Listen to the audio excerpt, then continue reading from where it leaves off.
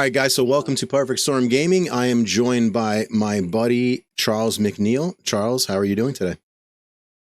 I'm good, man. How are you?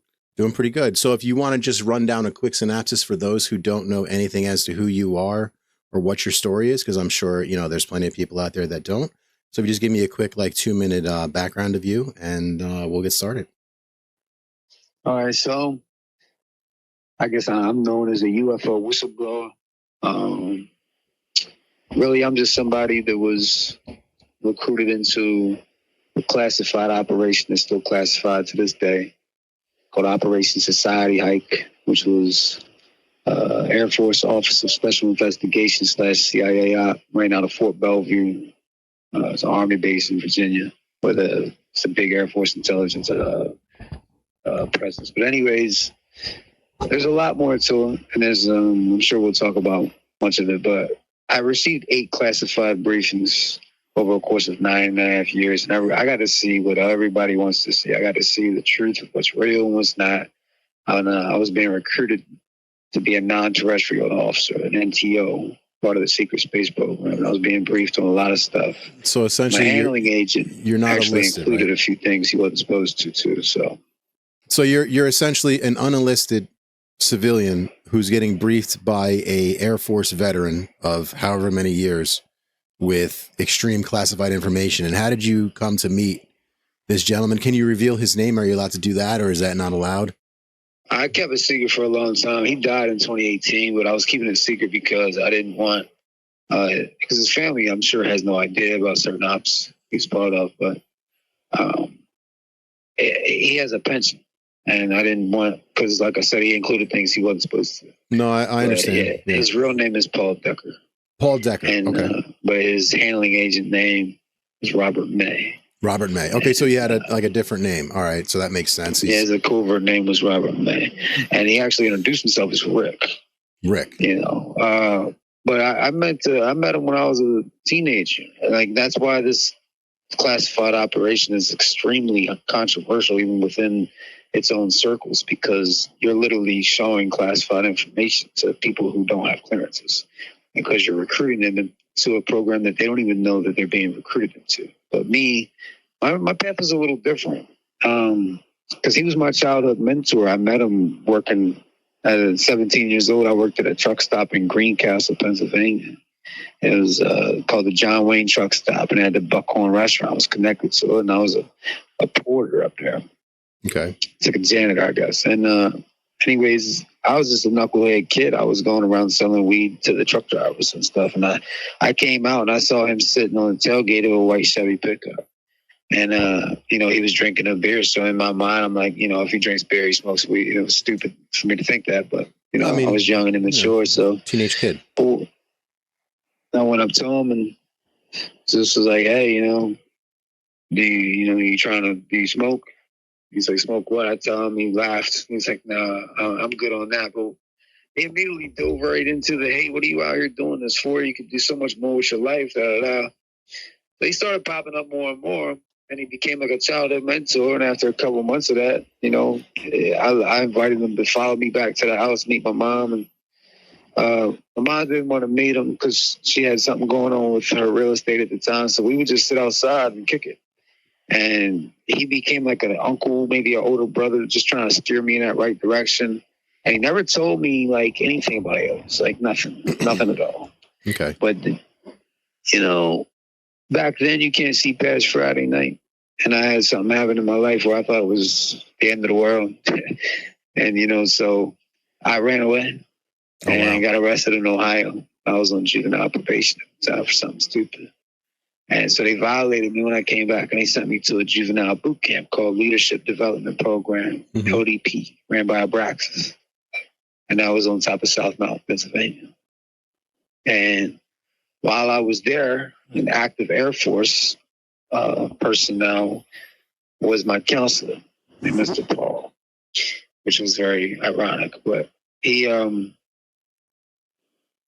we was doing a field op on the Appalachian Trail during the last 5 weeks, which was the wilderness phase. Lived outside for 5 weeks of the program.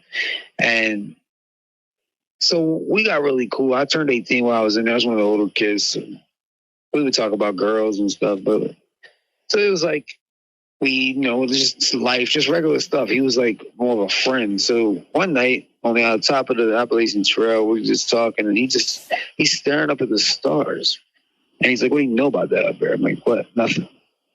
What are you talking about?" And he just started telling me shit. I didn't think it was real.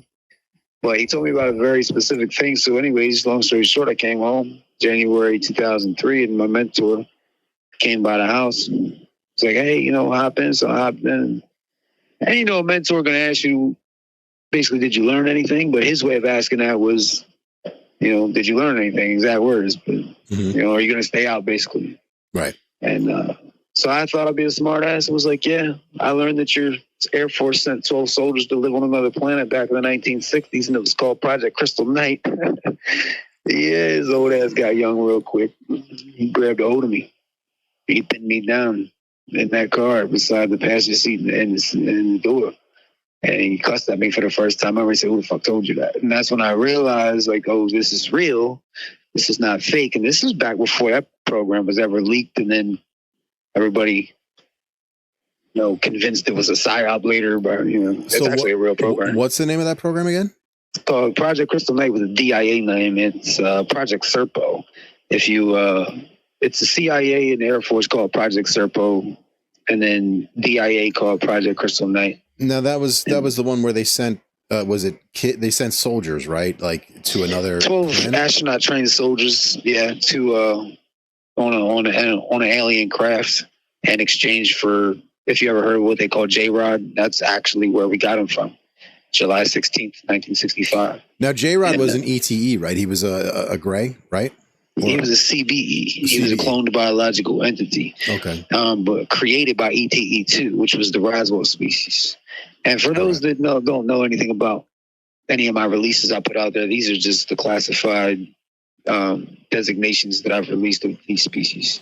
I'm surprised you knew that. You did some research. Yes. No. I looked. Honestly, like I said, I've been working every other day for the past 2 weeks. It's been a pain in the ass, so I haven't really had a chance to dive into it. But what makes me so intrigued by it is you went into the species. So I actually clicked on that briefing, scrolled down through it, and was like, wow, okay, this is some impressive shit. So that, if anybody knows me, knows that people are obsessed with the craft. I'm obsessed with the fucking beings on the craft. Do you know what I mean? Because the craft of the craft. What are the intentions of the people or the things on the craft? That's what I'm worried about. So I'm sorry to cut you off. Go ahead and continue. No, you're good. So I like engaging back and forth. Mm-hmm. I like to hear your thoughts because then I can ping pong from it. So basically, that's the Roswell species. And everything is so tied in, and people just have no idea. So many different sightings and things are actually tied into certain programs and projects. And it's like the Socorro sighting of April 24th. 1964. Are you familiar with that? No. Can you? That's the Lonnie Zamora one. There was a police deputy. He was in the middle of a high-speed pursuit and literally stopped his pursuit to go see what this thing was that just landed. It was like a craft, and he saw 3 beings get out, walk around, and then immediately get back in and fly south. And then he followed them, right? I believe. No, he tried to. He couldn't. Tried to. He just took off. Yeah. So then he secured the scene, called back up. So nobody knows. I've released this, but nobody knows that all that was UFO lore talks about a Holloman Air Force meeting in 64. Mm-hmm. That took place at White Sands Missile Range, where Holloman's are located.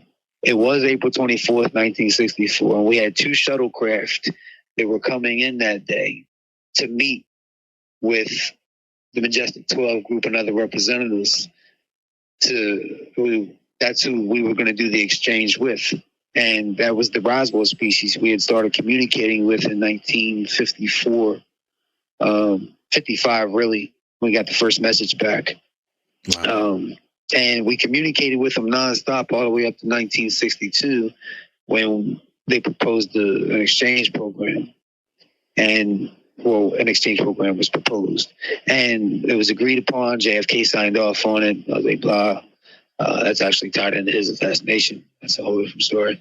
But Yeah, I've heard that. Yeah, it definitely is. I've seen it. I saw the black and white on it. I've released it. I wish I could get Paulina Luna's fucking eyes on that, but that's a whole other story too. But anyways, so what they did was they did a diplomatic meeting. It was supposed to be the exchange, but there was a miscommunication to where instead all they did was get their 10 dead from the crash back. So what it was the actual Roswell crash was 2 craft, not 3, like Dr. Greer thinks. That's an entirely different species. I'm not a no comment on Greer. I'm not sure how you are on Greer. I'm not going to talk about the man. Yeah. Because even when I spoke to Linda Moulton Howe, she told me things about him from day back from the 90s. I can't speak to the man's personality or anything else, but I can speak to a lot of the shit he talks about is definitely, I can confirm is real. Okay. But he gets so many things wrong. Yeah, he bullshits a lot and he makes shit up, I think, on the fly. I think that's what it is. He just runs his mouth. But I can say that a lot of the stuff he says is I can back up, but some of it is not. Like basically that FBI document where he shows that an informant said 3 disc-shaped craft went down in the New Mexico desert in 1947. He thinks that's Roswell. It's not. No. That's actually ETE-1. It's not even the same species. Yeah, because the Roswell craft were manta ray shaped. They were different, which actually is one of the things that set me off was seeing the drawings and the actual images from the National Archives just released that crashed photo of it, and it was almost the same looking thing. Somebody did an AI of it and showed what it looked like in blue on the ground, and it was like, okay, this thing looks exactly like the pictures they showed. So you think otherwise? You don't think they're a manta shaped craft? Or? They're not exactly manta ray shaped. It's more of it's a disc, but it's like an oval disc, like it's longer than it is wide. Does that make sense? Yes, like and supposedly it like changed shape or something like that. Was able to morph. See, that's where it gets confused because ETE-7, they're the ones that have shape-shifting craft. And it's like you might have a release that might get leaked and it might be said to be from Roswell, but really it's from a different species in a different location or a different encounter. We literally had over 300 craft that went down in the Four Corners region and southern Texas just between 1947 and 1954. Wow. Was it intentionally? Were they intentionally brought down? Do you think, or they just crashed? It's both. We were bringing them down intentionally with EMP weaponry that we got during Project Paperclip that actually originated in Italy before the Nazis got their hand on it. Operation Paperclip. And that dates all the way back to the Magenta crash in 1933. That was taken down with that. Mm-hmm. So hold on. You're saying they took down the Magenta craft? I didn't know that. No one knows that either, huh? No, I didn't. I had no idea. Yeah, that was actually ETE-8. That was the tall whites, Pleiadians and stuff. So those are the human-looking ones. The other reason why they get brought down is because in the Four Corners region, they put nuclear detection equipment. Because after you make nuclear weapons, you need to be able to detect when someone else does and then something's coming in. Little did we understand at the time that these engines that power the anti-gravity, it's called repulsion technology, actually. Not propulsion, it's repulsion. I can even tell you how it works. And what it does is powered by an engine that has an element that's heavier than plutonium, but it's still nuclear in nature. And what it does is create an artificial electromagnetic field around the craft. But when you have this nuclear detection equipment that we had calibrated to the way we had it, it interfered with that. And it would literally take the artificial electromagnetic field and make it stop working. And it would just fall out the sky. Wow. It just fall out the sky and it just kept crashing. And of course, we probably scooped them up like vacuum cleaners. You know what I mean? Like a lot of it we were, but we were already in communication. Like we had a survivor from the Roswell crash that we kept at Los Alamos National Laboratories that we were friends with. Right. Well, he was in our custody, but he became friendly and taught us a lot. He died June 18th of 1952, so he was with us for 5 years. Yeah, I've heard about that. Yep. He had a name, right? What did they name him? Well, they designated him EBE, so I guess you could call him EBA, but really it was extraterrestrial biological entity was the acronym they gave him. Right, one. Then EBE1, they call them, right? Yeah, and then that's actually, I released this a couple weeks ago, and no one ever knew that that's where the nickname the Ebens actually comes from. Was this original designation for this survivor by a member of the intelligence community, because they had to call him something. It was extraterrestrial biological. It would make sense. So there are how many? Okay, so how did you? So let's start. So this gentleman pinned you down, said some shit like, "What the fuck do you know about this?" And then how did you, and then what? Like, how did it come after that? Like, what ended up happening after that? Well, he did something else I never seen him do. And he lit a cigarette. It was like a clove, like a sweet looking thing. He smoked it all the way to the damn filter and put the filter in ashtray. The whole time he's just staring out the windshield. And he's just like, he tells me, go ahead and sit up, whatever, apologize for grabbing in front of my Echo bubble coat. That's what I was wearing that day. Mm-hmm. And he just was like, well, what did you think about what he told you?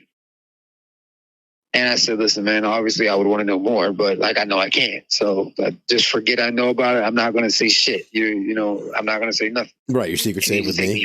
Don't ever manhandle me again like that in a car. I'm just a kid. Anybody that knew me back then, they know how wild I was. So they know if I didn't do anything, they knew I had mad respect for that individual, right? And at the same time, I was also thinking to myself, like, man, is he going to hit me with the car? Like, is he going to take me out now that I know this shit? Like, what do I, you know what I mean? So, like, I was just waiting to see what the fuck happened. But then he took me home, because it was only 5 minutes down the road, and he took me home.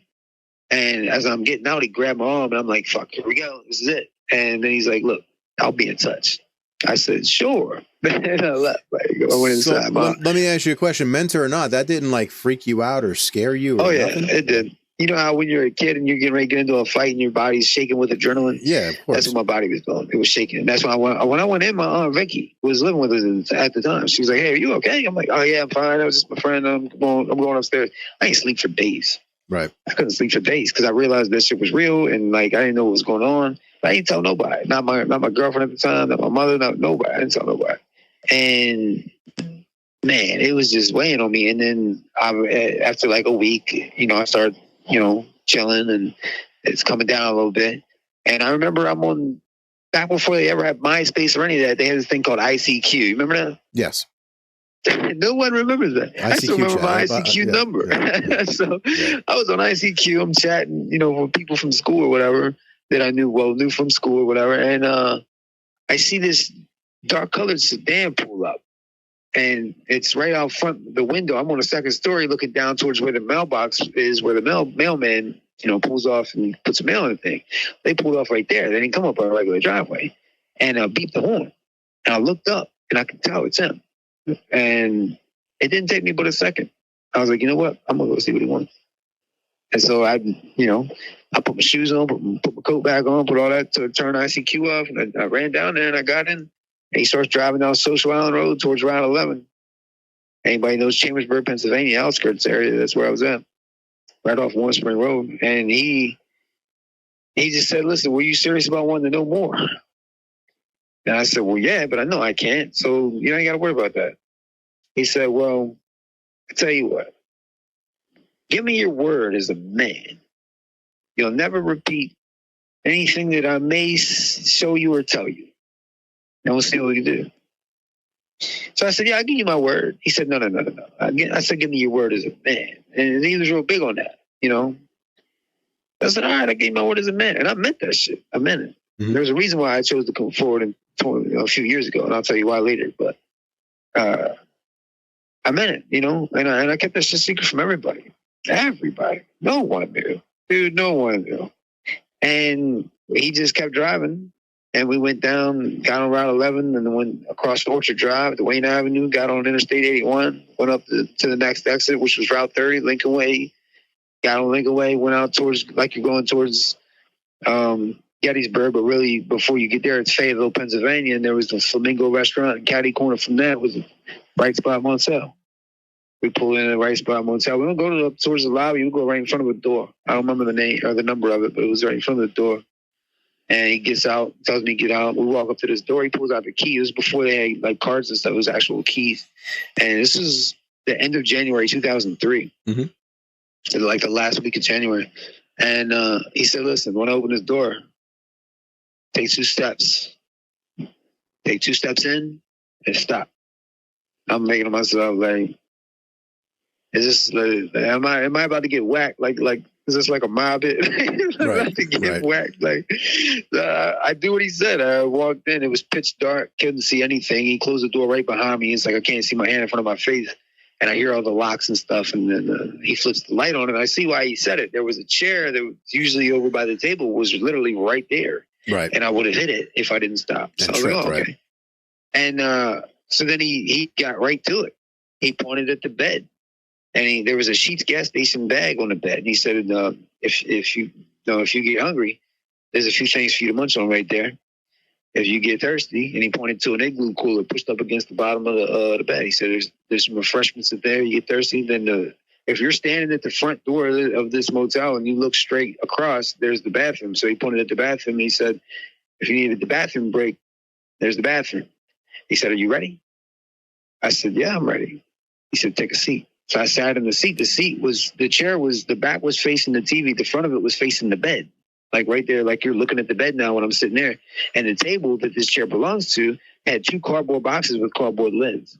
He took one lid off, took another lid off, and he started pulling out files. Files upon files upon files, and he laid them all on the bed. And I'm looking at this shit, and he's handing me the files as he's verbally briefing me on what I'm seeing and what I'm looking at, and none of it's redacted. Maybe a couple of names, that's it. I'm looking at pictures of craft, pictures of cadavers, pictures of survivors. I'm reading transcripts from interrogations of extraterrestrials and interviews. I'm reading transcripts from the Ronald Reagan briefings years before that was ever leaked. How many pictures of cadavers and what states were they in? Like just in that briefing, there was a few. There was quite a few. I saw and pictures of the survivors from the Kingman, Arizona, controlled landing. Really, that wasn't even a crash. So in your debriefings that you release, is all of this stuff in, or as much of this stuff as you could get in there? Yeah, I released a ton of shit. Yeah, I'm definitely going to go through it. So, and I'm going to put it in the description for you guys at home that might be watching this. All the information that he provides me that I'm able to post, it will be in the description for you guys to look at, including your Twitter handle. I'm sorry, I didn't mean to cut you off.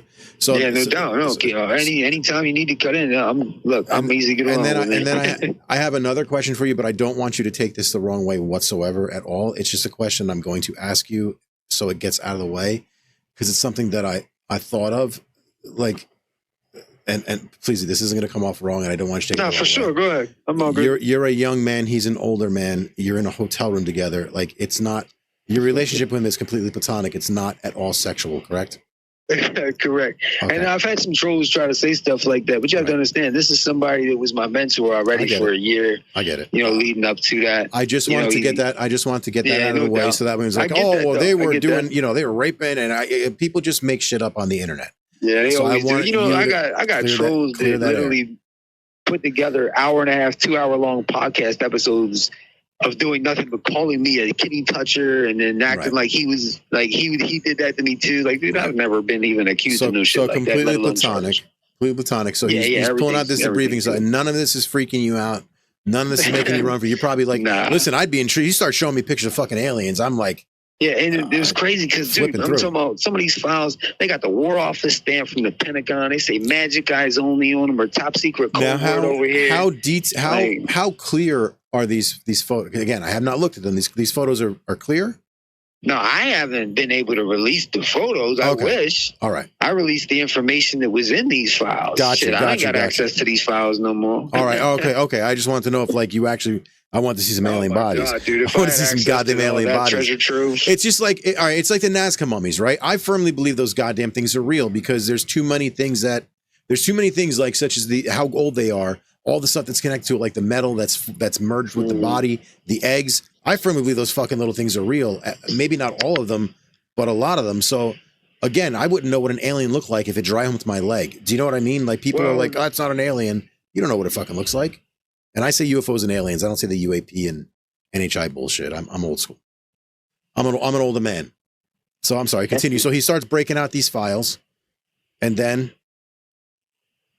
Well, we just start going over, and he's giving me, he's giving me a verbal briefing at the same time that I'm reading it.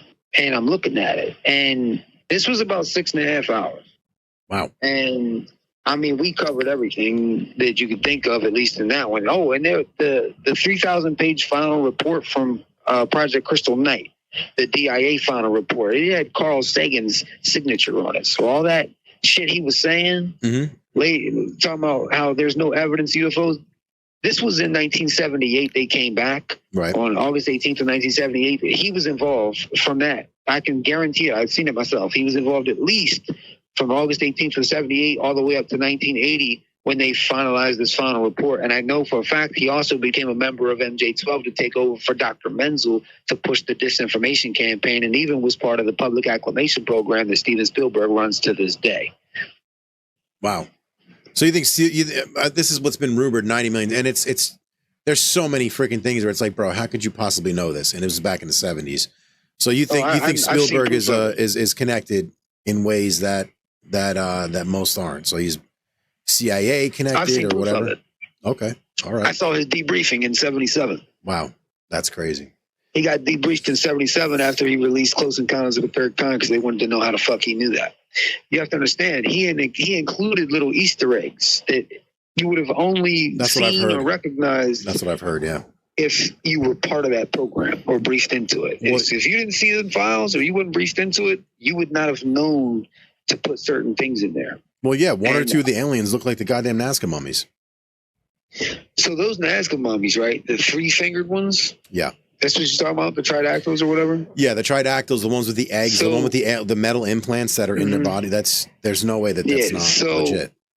Obviously, I don't know if they're real or not. I am leaning towards they are, but I can tell you, out of all extraterrestrial species that I've seen, I would be willing to stake my reputation on them actually being CBEs that were created by ETEs, because there is no, that at least not from the skeletal makeup that I'm seeing, there's nothing that matches that. But there's CBEs that match that all day long.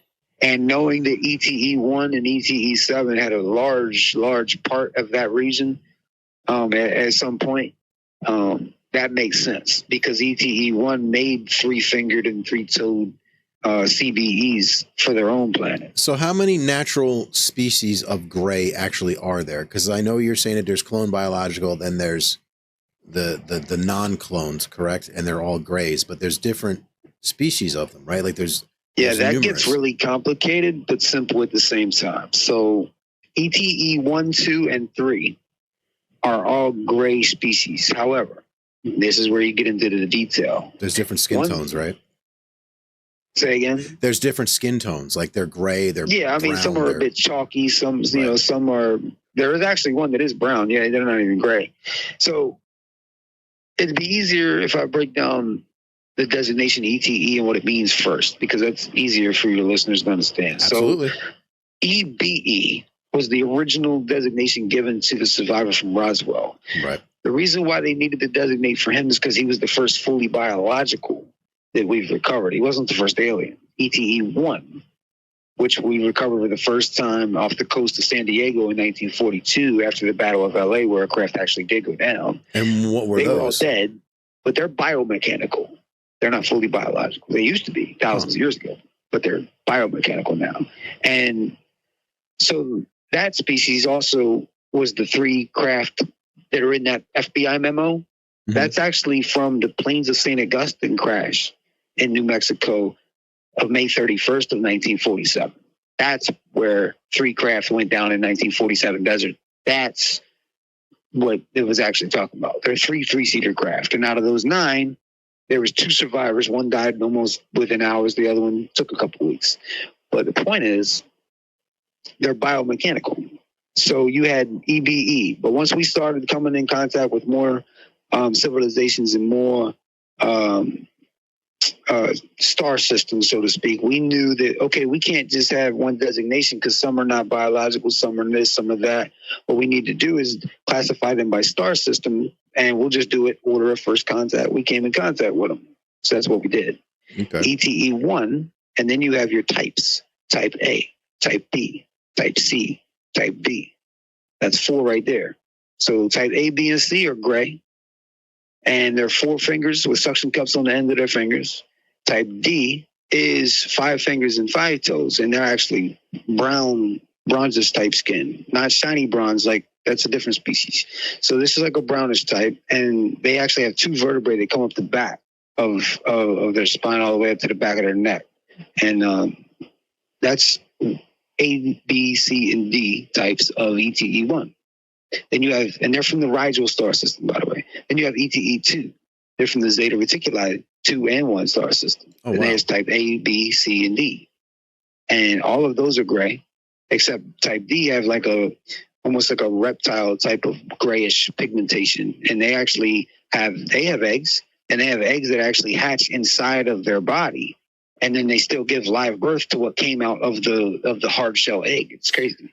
Hold on. So that's kind of strange because I there's a dude on Twitter, Tridactyl is his name, and he is studying this shit. I don't think he has any hands-on contact with the actual mummies, but he's been talking about that with the eggs in the bodies. And I guess the eggs like eat their way out of the thing. So I don't know if that's connected to that or. Yeah, I got to talk to them about that. That's interesting. I'm firm that they're a CBE, but if they're a ETE2 CBE, that would be interesting because type D don't really get involved with coming to Earth like that often. So that would be interesting if they did that, because then that means they would have created something that was here down in that area, right? And it was not very plentiful because you don't see too many of those. Okay, so. I've actually never seen one before. Let me get that out of the way. I said plenty of those. I've never seen one of those before. So that's interesting, yeah. But there is also a reptilians. One of the types of reptilians actually do the same thing. There's type A, B, and C. With so there's 2. numerous types of reptilians. Now, are they? I look at things. I look at species of alleged aliens, like say the mantids, the reptilians, etc. I look at those as predatory species because that's what they are here in nature. You know what I mean? So does that make sense? Is that what they're known to be? Yeah, but that's not really how it is. Really? It can be, but it's not. Yeah, Okay. The reptilians are scapegoats. Don't get me wrong. There's always bad apples in a bunch. Oh, so they blame but the I can promise you, okay, the reptilians are not who we have to worry about at all. Really? And mantids, there's different types. The original mantids, they're millions of years old, and they're pretty much benevolent. That's what I've heard. They're not as benevolent as the Roswell species. They're the most benevolent in the known galaxy that we know of. But there's a malevolent mantid species that's actually mixed with reptilian DNA, but that's a CBE. That's actually created by the Roswell species. I don't know why they did that, but that would be the haploids.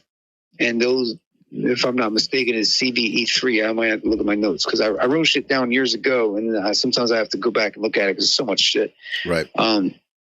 But yeah, that's like a half reptilian, half mantid, and they have more of an insectoid look, and they're like 8 feet tall, and they're really mean. They're pretty hostile. You said the mantids. They're not as bad as the Trantaloids. Trantaloids is who we have to worry about. What the fuck is a Trantaloid?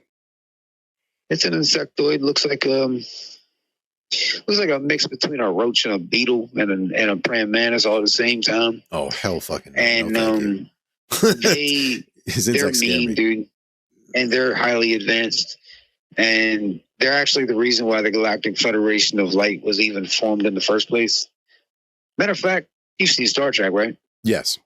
Okay, Star Trek was modeled after the actual Galactic Federation of Light. So imagine if Klingons, because this is the story they were actually telling. Imagine if Klingons were insectoids and it was rated R instead of PG. Oh, fuck that, man.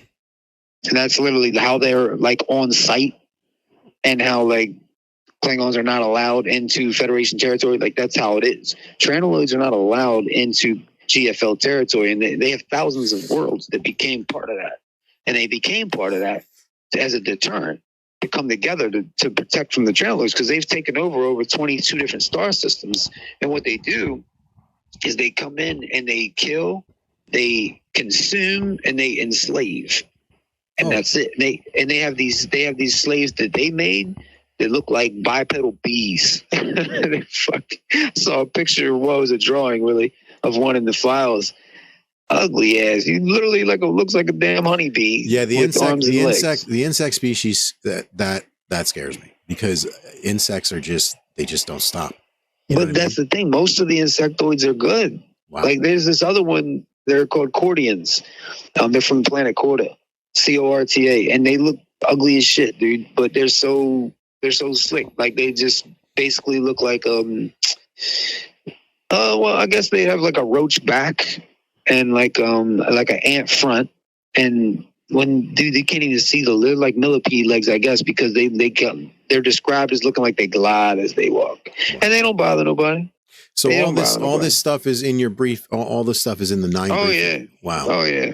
I got 8 briefings altogether. 8 briefings. It was insane. It was insane, and I get a lot of times people like, well, how do you remember all this stuff?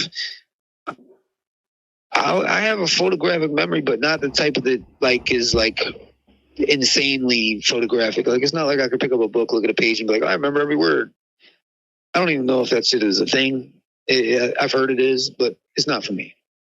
I have a videographic and photographic memory to the point where like I learn verbally and visually. I'm the same way. I remember. People are like, "How the hell do you remember all this?" I don't know. If I read it and I see it, I remember it. So and some of the people that are team members of mine, we have this little team or whatever, and they think that was one of the reasons Paul chose me because he knew me and he saw something in me. And he saw that I was a good learner in certain aspects if like I was taught right. And I mean, maybe. So other than the briefings, did he give you training? Because if you're getting you were getting basically recruited for the program. Just verbally, like he would ask me like teasers and stuff, like brain teasers during briefings, just I guess to see how I would react. And if it wasn't the way that he thought I should, then he would try to correct it and let me know, no, look, in that situation, you react this way. And I learned a lot like that. And how was his demeanor during it? Was it like a sense of urgency? Militarial, calm, and assertive. Okay. Yeah, you could tell that this was not the first time he had done this. And how did you find out later on that you were connected in some way or shape or form to this program? Like he told you about it, but like he was trying to recruit you into it. That became so controversial. So controversial because of the person involved.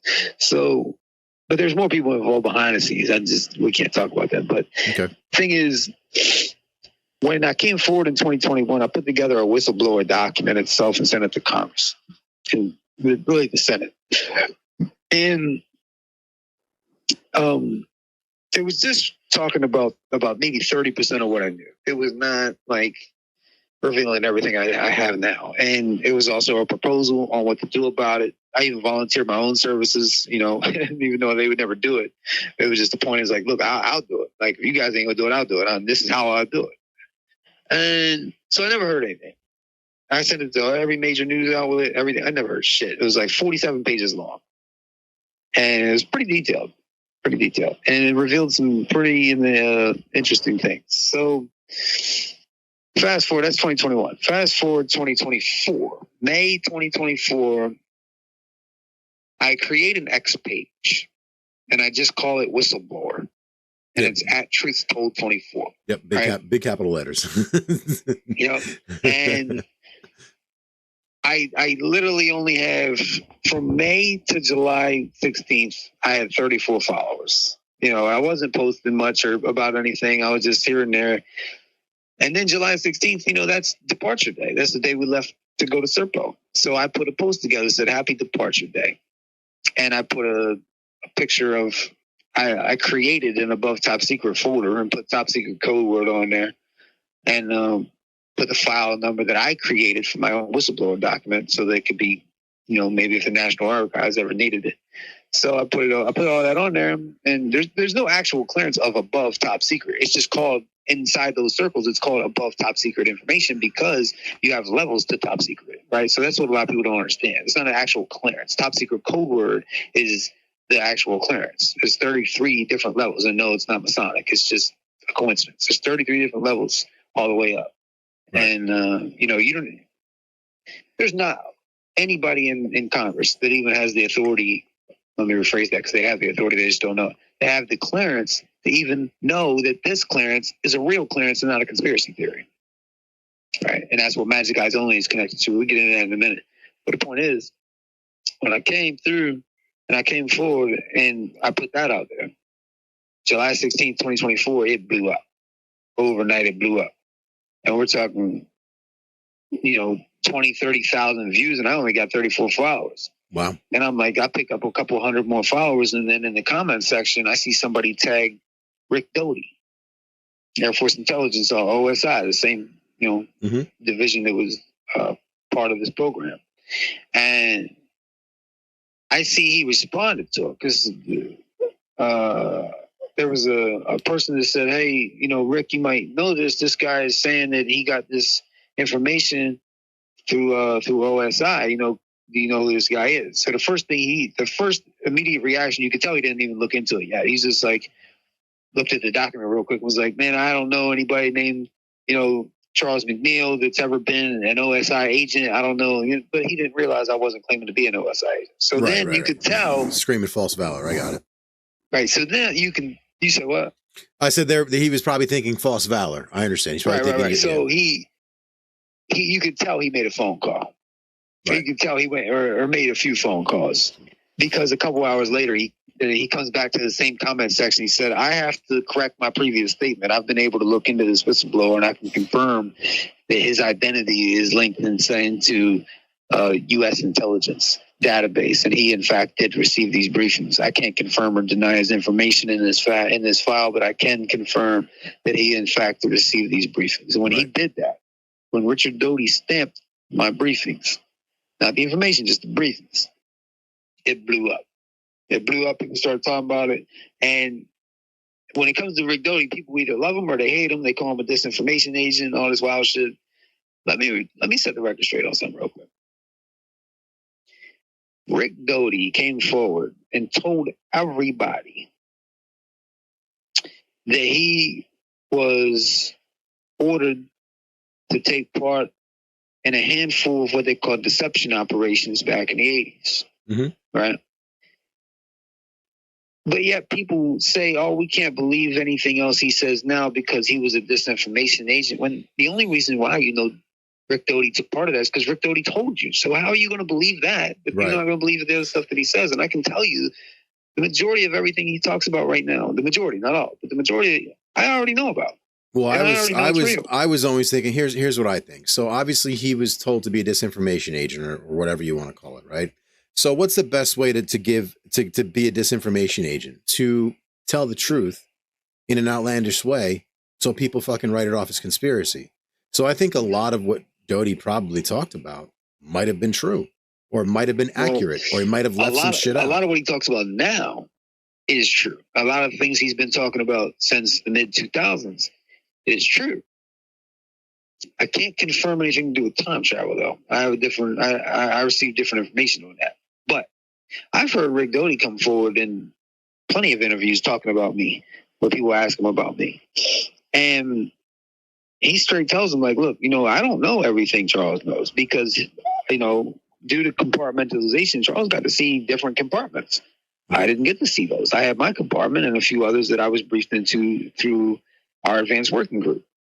And, he's connected, dude. He's connected, and people don't even know how legitimate he is. They have no idea that, the Senate has pulled him behind closed doors 11 times to brief him or to debrief him with his own files in front of them. Wow. People don't know that. There's a reason why. I had no idea. No idea whatsoever.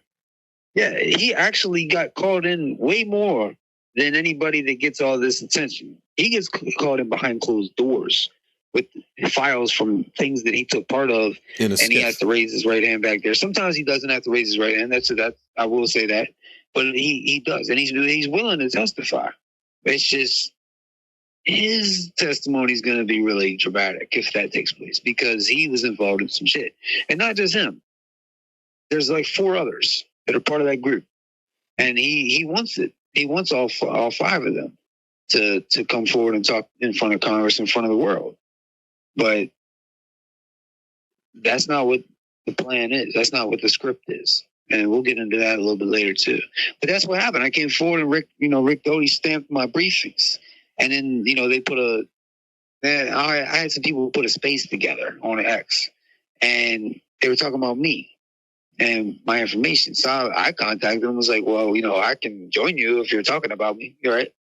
So obviously that was a thing. And then Rick Doty actually came through that space. That was I listened to that. That you sent me the links for that, actually. Yeah, he received an email during that space.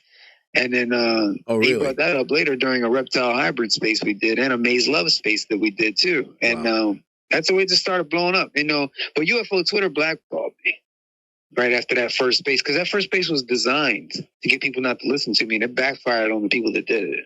Now, what is UFO Twitter as well? Like a collection of people that just do. Well, isn't that's Elizondo's thing? It's about 1 million people on Twitter that just bounce ideas off each other and join. But there's like a good 1,000 that are like your regulars, Yeah. I've been jumping in a lot of their spaces. Yeah, like the Chupacabras. Yeah, but then so many of the spaces are just a bunch of bickering and just infighting and backbiting and shit talking. I don't really take part in those. Me either. It gets old and annoying fast. Like I try not to sit in those, and I like. Yeah, and I'm not going to point anybody out in particular on a bad tip, but on a good tip, I can say I can't speak for any of the other content, but I know for a fact the ones that I participated with Tyler Young as the space hosts, they have been ran, flawlessly, dude. We did a marathon. We went through my entire information catalog, and we did it in chronological order from years. Oh, wow. And we started from 1933. Actually, we started from the creation of Earth, because I got that briefing. And then my 6th briefing, that was 9.5 hours long.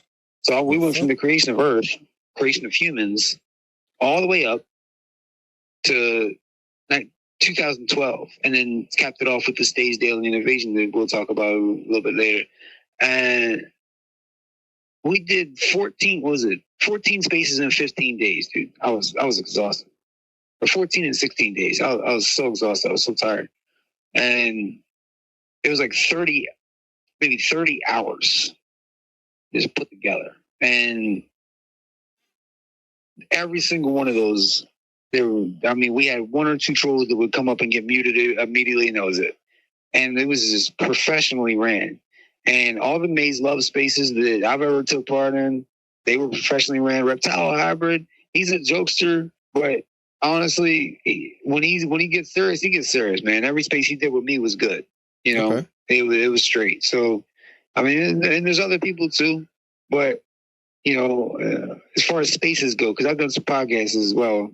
So, but as far as spaces go, like, even the total disclosure, we had to do a space instead of the podcast because the mic wasn't working right. So the total disclosure dude, Tyler Roberts, he's cool too.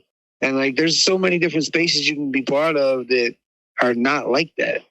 But UFO Twitter, man, that shit is violent. Yeah, it's wild. It's like the wild wild. It's like old school. If people Facebook don't know, days. like if people don't know, it's just like the Wild Wild West. Yeah, it is the wildest place on Twitter. And I'm new to Twitter, so like I'm literally in June is when I created this account because I wanted to start trying to basically reach out and interview people.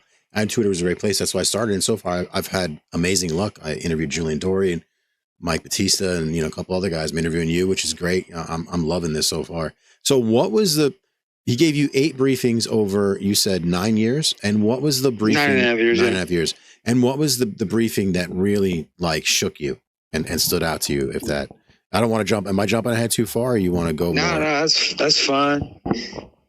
Because later we'll talk about what turned out to be the most important briefing, but it was the one that shook me the second most. Okay. The one that shook me the most was the end of January 2009. Oh boy, so this is exactly 6 years later after the first one. Okay, so this is a couple of briefings later, or this is... Yeah, that was my 6th briefing. Oh, yeah, boy. My 6th briefing. It was 9.5 hours long, give or take. And I cried for 3 days after that briefing. What made you do that? Like, if you don't, can you delve into it like deep or? Yeah, but a lot of your listeners are either going to stop listening or cuss me out. Fuck They're them. just. Let's go. let me hear it. I found out the truth, man. And what is I found the out truth? everything. The truth behind religion, God, the devil. That's what hurt me the most. I found out the truth about the devil. And what? That fucked me up. What is that? Is it the interdimensional being You thing, don't or is this different? You sure you want to know? Yeah, absolutely. This isn't a guess. I've seen it. And it's been corroborated through multiple star systems.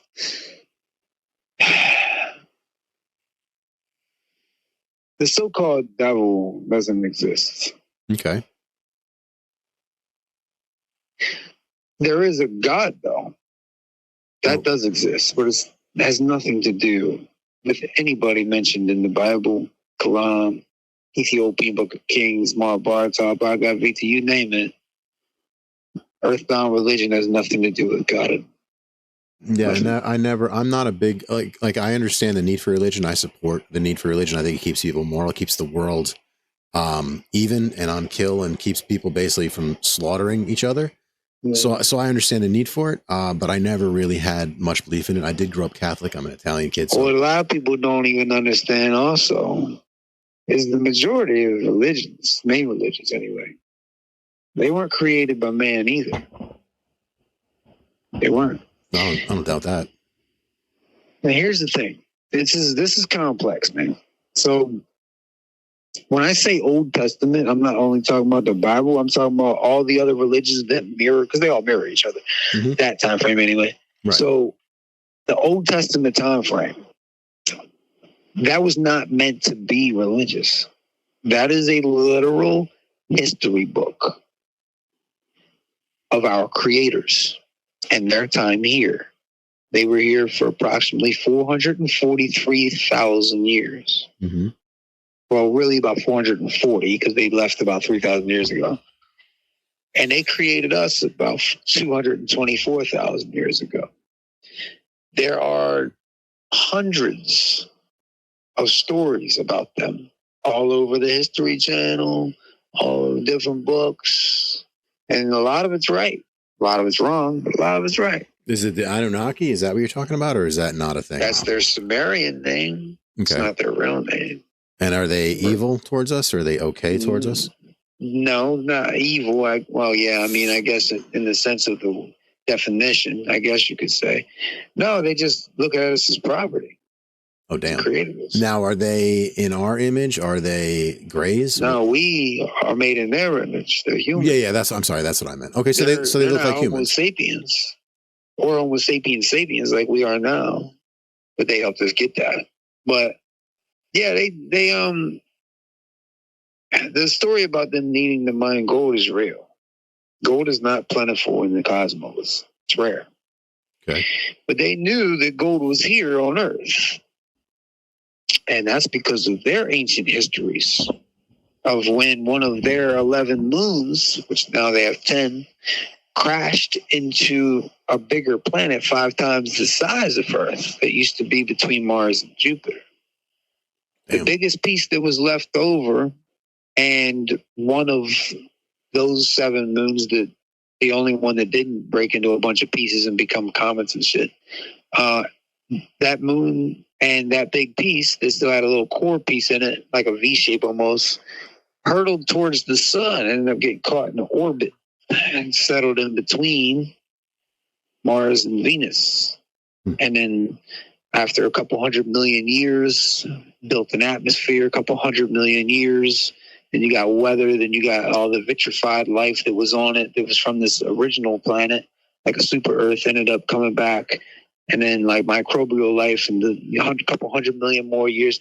This was Earth. Earth was not here when the solar system was formed. This planet didn't form until several 100 million years later, when that 5 times the size planet super Earth got destroyed. And that's what the asteroid belt is. And that's why all the meteors in the asteroid and asteroids in the asteroid belt match the chemical and material and metal makeups. Right, the composite makeup is because that we came from the same big ass piece. And I saw this in the files, dude. And we read it from the histories of the Nibiruans. That's actually their real name. And they're also called the ancient builder race from the old ones inside the files. And this is, dude, this is why this planet is so famous throughout the cosmos. That's not a natural thing. That's not something that happens all the time. And it's very rare for that to happen. And then the leftover piece becomes teeming with life and intelligent life at that. Like, this is an insane story of ours. Like, we're very famous of a planet. And, you know, so those histories are throughout a bunch of different civilizations and star systems. We were able to corroborate this 10 times over. This is what happened. And this happened 3.9 billion years ago. And it's actually the reason why our moon is 5 times the size of what we know would form around a planet this size. Because it didn't. It formed around a planet 5 times the size. Yeah, it doesn't make sense. It just got stuck in the orbit. Well, a lot of people think the moon is artificial, like it was put It's here. not. It's not. No, okay. it's not. Or it's hollow. It has artificial tunnels all through it. That's why it's hollow. It's not. It's not artificial. They get that wrong. Artificial tunnels. That makes sense. It's probably bases on that shit. The Nibiruans, they had tunnels up there. And then when they left, them tunnels became overtaken by ETE1, ETE2, ETE3, and now us, we're up there too. That's a lot of people don't know that. We got a whole thing going on over there. So you're saying the Anunnaki / Nibiruans, they are, they look like, well, we look like them. They look like humans. Are they the same size? Yeah, they're just a little bit bigger. Have you seen pictures of them? If you see like the statue of the Greek gods and stuff, that's them. So are they the Nordics or are they something different? No. Or are they the tall whites? The Nordics are ETE4. They used to be part of the Rigel star system, so they went to war with ETE1. They lost, and they came here as refugees. So there's 2 different types of Nordics, though. Type A, Type B. So ETE1 are grays and ETE4 are humanoid, right? That's what I'm trying to figure out. Yeah, but the only reason why they get the 4 designation is because 4 is actually reserved for this star system because they became refugees here. They're actually originally ETE1s. They would have been a type E type E and F if they were still there. Okay, yeah. See, because I get confused. See, when I see ETE or EBE and all that stuff, I immediately think grays. Yeah, well, not all of them. Because the ETE, I didn't even get to finish that. So let me do that real quick. ETE1 type A through D, grays, with D being actually brown skin. ETE2 type A through D is grays. ETE3 type A through C are all grays, but those are completely mechanical. Those are actually CVEs. They were created clones, and they're the ones doing the hybridization program, and they're allowed to do it. They have permission, but they don't infiltrate us. What they do is they have consciousness transference technology. You call it like soul catching, I guess. People, they have a certain number they're approved to snatch after somebody dies. They call us a vessel. Is that where that comes from? Sort of. What they do is they create human-looking shells, containers, right? And they snatch these souls after death, consciousness, and then they use consciousness transference to put it in that body, so they can that way they can implement consciousness into their own civilization, to where thousands of years from now they'll be conscious, because right now they're not. Okay, because they're basically autonomous. Okay, I got it. Yeah, they were built. They were literally built. They were built by the Nordics. So that sounds like something that's not friendly towards us to me. They're more impartial. Okay. They up or down. They listen. But ETE1, they were actually on the MOUF list for a while. MOUF is an acronym. We love our fucking acronyms, but malevolent alien life form lists. They used to be on that list. But they're the ones we struck that contract with during the Eisenhower administration. It was a 70-year deal. That's abduction for technology. That's some scary shit. That's why I say there's too many fucking missing people, and it doesn't make sense to me. It never has. Oh yeah, dude! It started out 2,200 a year just from America that they were allowed. That was in 1954. No, I'm sure. By the time it ended, September 24th of 2024, last year, it was up to 22,000. That was just from America. It was hundreds of thousands worldwide. And yeah, it's insane. It's insane. I cannot even fathom that. And it's crazy because It wasn't Eisenhower that did that. It was MJ1 at the time that did that during the Eisenhower administration. He was there, though. He was aware. Wow. So number. Okay, so you're still going with biological entities. So what are there more than what you were just saying? Well, I released the first 8 because I didn't. It's hard to memorize all. There's over 150 different species that have came here from 70, 80 different star systems. Now, are they all? Those are all connected to the? You said the Galactic Federation of Light, right? That's no. There's thousands of worlds that are connected to them, but as far as ETEs that have came here, okay, I can only confirm at least maybe 10.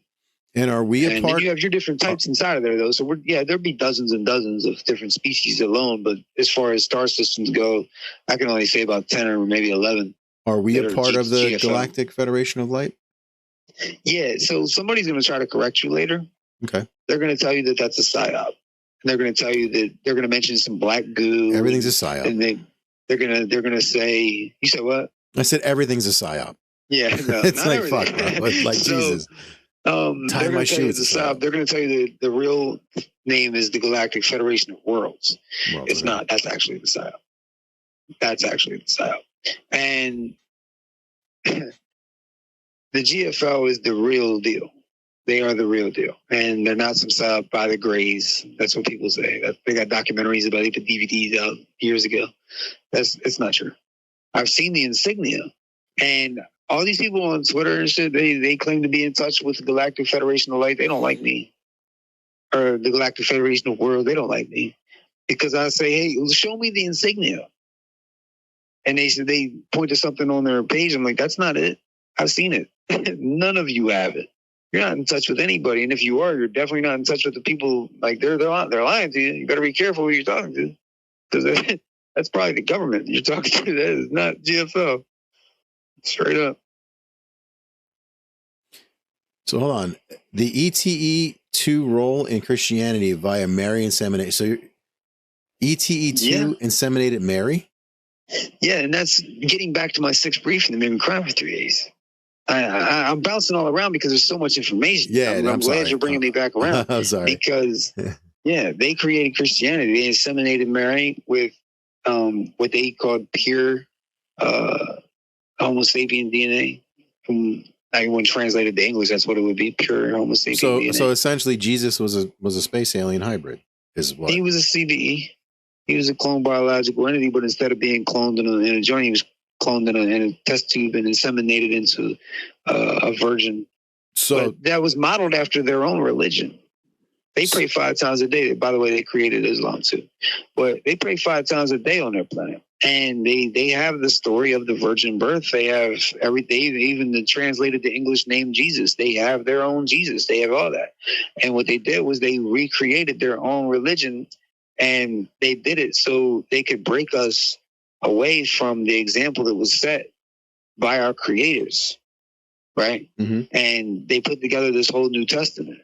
And that's why the New Testament is so different from the Old Testament, because the Old Testament is just a history book of our creators. Yeah, it's got a lot of shit in it. And telling the stories, but they romanticized the stories, and they changed all the names to just God, and disciples, and just not disciples. So the ETE2s were humanoid looking as well? Or no, they're grays. Those are grays. Okay, so a gray basically knocked up Mary and created Jesus. Okay, that's fucking bananas. With the artificial insemination kit. Yeah. I don't mean he railed her. I mean, yeah. And that's why, with the paintings and stuff, they'll depict that it was angels that came and saw Mary, because she thought they were, because they depicted themselves that way. But really, they were just beings capable of flight. So that's why they put wings on them. Because back in their mind, anything that could fly, it must have wings. That way, that's why when you look back at them paintings, they have chariots and stuff with wings on them in the sky. Right. They just knew they were vehicles that were flying. So, light beings and guardian angels, how did the handler explain their post-death assignments? Yeah, same briefing. So that was what happens when you die. That was very interesting too. There's 2 different types of light beings. So you have ETE5 it's the only ETE designation that's not a star system. It's just the order in which we got the information. Those are interdimensionals, paraterrestrials. Okay. That's what I was going to ask you about. So those are that, is that what, that's not what created us, right? The light beings? No, not at all. And those type of light beings are interdimensional, and those are the little orbs. A lot of times, not all the time, but a lot of times you'll see these little orbs and stuff. And yeah, Greer's Bijou. People say how they transform into like people or animals, and then they run away. Those are your actual interdimensional light beings. That's just how we perceive them in their transit state. But light being I was briefed on in my 6th briefing is what we call guardian angels. Okay. That after you die, one of the 3 things that can happen to you, soul catcher technology aside, is you become a light being, literally an energy being, and you look after whoever you were connected to the most, and that much love and devotion for that you left behind, and you give feelings. And like you get that gut feeling, like don't walk out there, don't walk out there, don't walk out there, and something stops you, and all of a sudden, if you realize if you would have got hit by that car. Mm-hmm. That's why I always say listen to your gut. Yeah, intuition, yes, 100%. If I would have just listened to my gut. Yep, yeah. A lot of times I deal with that a lot. It can be intuition, but a lot of times it's not. It's actually your light being. Everybody got one. Everybody had somebody that was chosen after death that loved them, whether they knew it or not. So how spot on has his briefings been for what you're experiencing? Like has it been 100%? Yeah, they've been, man. Last year, I told everybody in a reptile hybrid space last September, I said, by summer of next year, you'll be told that there's an alien threat on the way. Yeah, you're going to be told that. And here comes Jeremy Corbell, and now we're talking about this AI Atlas shit. Now, what do you think? In January, he says that, and then here comes summertime. Like I said, there's a possible alien threat on the way. Look where we're at right now. So what's the deal with that? You think that's legit? That AI Atlas is part of the narrative. That's part of the staged alien invasion narrative, and we'll get into that towards the end of this. Towards the end of this interview, because it's the most important information. More important than, I'm gonna say it. It's more important than what God is, because it's more immediate. And we're running out of time. It is not a game. We are running out of time, and we're in danger. Oh fuck yeah! Fuck yeah! I got 4 kids. Thanks a lot. Jesus yeah, Christ. well, I mean, get prepared. You gotta. It's better to be prepared than not prepared, bro. Like you really got to get prepared for what's coming, because I'm trying to stop it. But I'm just one dude in a little place I stay at. Like, what can I do? Like, I've literally talked to Congressman Burleson about this on the phone. I've spoken to him. I've sat down with him and spoken to him over the phone and told him, like, they're not going to let me testify. Like, all these people know who I am. They know who I am. I had a 78-page packet sent to David Grush. And instead of David Grush, and I didn't send it. Somebody else sent it. One of my team members sent it. And instead of David Grush replying to that, Steve Bassett ended up, you know who that is? Yeah. Yeah, Steve Bassett ended up replying to that. And he literally contacted another one of my team members and sent an audio message. And in this audio message is like, he did not deny my information. He just said, now is not the time for all that. We have our whistleblowers all ready to testify already. Because this is before the last hearing. I was trying to be at that hearing. And they was not having it. He gatekeeped the fuck out of me. He was not having it. So I called Danny Sheehan, because I know him too. I called Danny Sheehan up. I said, listen, do you know Steve Bassett? He said, yeah, I know Steve. So are you friends with him? He said, yeah, he's all right. So I'm asking him, like, well, do you think he's a gatekeeper for the Magi committee? And he's like, oh, no way. And I believe that Danny believed that. I truly do. I could hear it in his voice. I'm not so sure. And the funny thing is, I haven't been able to talk to Danny since then. But it's just, I don't know, man. Like, I know a lot of what these people are capable of. And the point is, they won't let me, they will not give me that type of platform. They won't. I've talked to people in so many different circles, everything from Congressman Burleson to, an early 2000s rock star that's still famous that I won't mention the name of. Oh, and yeah. I know who you're talking about. Yeah, and I talk to that person. I won't say regularly, but we communicate, and and that person was even thinking about maybe trying to help me get it out there, because it's obvious I'm not lying, and it's like I'm not only here trying to sell T-shirts and shit, bro. I'm trying to. All I care about is people hearing. Yeah, no, I know that was the thing you said to me when we were communicating back and forth. Like, look, I'm trying to save the world. Like, let's. I'm not. I don't have time. We're not fucking around. You know what I mean? I was like, all right, I took that seriously, so that's why we're talking. Real shit. That's what it is. And I'm not your cookie cutter whistleblower. Obviously, you hear me talk, you can tell I'm from the streets. I'm not, And that's the type of people. Those are the type of kids that were getting recruited for this program. They want the rough, tough, not scared of a fist fight type of individual that they could send on a suicide mission type. Like, they want that. If you pass all your tests, and you make it all the way, because this is years. They groom you from a teenager all the way up into your. I was already in my late 20s. I don't put anything past the government, with especially what they've done to their own people over the last 100. Oh man, they've done so much. I put nothing past them. All right, so let's continue on the path that we were just talking about. So, what describing and I took a lot of I used Grok to do a lot of these questions, because there's no way I can analyze your Twitter and pull up questions other than whatever, especially if I didn't read all the debriefings. That's a lot of information.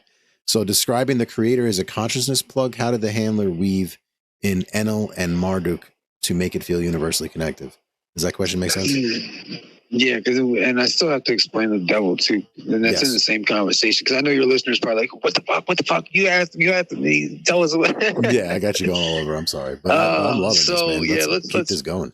Let's wrap that up in a bow real quick. That's probably going to take about 10 minutes. So, okay. All right. The creator of all things. Dozens of different star systems talk about this, and they still have their own religions. The only ones that I know don't talk about this are the ones that, like ETE-1, that worship technology. They literally worship technology. They answer to something called the Keeper. We think it's an AI. It's super AI out in space. That's some scary shit. Other than that, like pretty much all the biologicals, they all have the creator of all things. It was described. That's crazy. They all have religion. That's fucking nuts to me. Okay. Yeah, they do, and that's the thing. It's not like it might not be interpreted as what we think religion is, because really the United States government will recognize a religion as long as you have your ABCs, and that's A, assure salvation; B, believe in a precise theory; C, convert non-believers. If you do all three of those things and you're not called a cult, you're recognized as a religion. Right. So it might not fit our definition of religion, but they all have one for the most part. That doesn't mean everybody in their society subscribes to it, but they have it. And usually their leadership subscribes to it, but they're at least spiritual. Then they're connected spiritually. They're not dumb. They don't lie to their society members. They don't lie to their civilians. If they discover some way to consciousness connect, that's what they do. Like, hey, by the way, do this and you can connect, and we don't do that. We're like, oh no, that's not real. Right. So the creator of all things was described as follows: a female presence that all consciousness plugs into like a socket. Okay. And there was paragraphs after that really describing what that means. And what really got me was when they said that's why every religion thinks they got it right. Because when they all pray to a different name, that prayer, that praying, that meditation, you're connecting to that socket. You're connecting to the real creator, and you feel it. And that's why when you're praying to that name that's in your religion, but you're actually feeling the connection of the creator of all things, you're swearing up and down, you're willing to die and kill to prove that you're the one true religion connected to the one real God, because you feel the one true God connection, and that's real. But the whole time, it's not the name that you're praying to, because that's usually going to be an alien that's not even listening. Might even not even be alive anymore. But Old Testament times, people are going to be pissed. So in Genesis, you know how they do, like, you know, on this day, God said, let there be light. This day, you know, I'm going to call this a day, whatever. Yes. And then, I'm assuming on the those were seventh years. day rest. Right. Huh? I'm assuming that those were like vast distances of time, that those weren't actual days. No, it literally was 6 days and then rest on the seventh day. Oh, okay. However, none of that was the creation of heaven and earth and all this. No. You know what that was? No, I don't. This is going to blow your mind. The simplicity of it is going to blow your mind and piss a lot of people off. That was when the Nibiruans first landed off the coast of Africa, and Enki, which was the one that eventually created us, was running base camp, and it was setting base camp up. That's all it was. They set base camp up for 6 days. And the reason why they called a day is because after the first day, they thought the world was going to end because the days went so quick. They're not used to that. They're not used to that. So he was like, well, all right, well, this is new. We'll call this a day. Right. And I'm serious. They was setting up perimeters on this day. It was doing this on this day, gathering supplies on that day, resting. And then after resting, they said, okay, well, this from now on, moving forward, this will be the day of rest. That's all it was setting up base camp. Aliens landing off the coast of Africa. Swear to God. Interesting. When he stepped, he actually landed awkwardly into the water, right there, right like at the coast.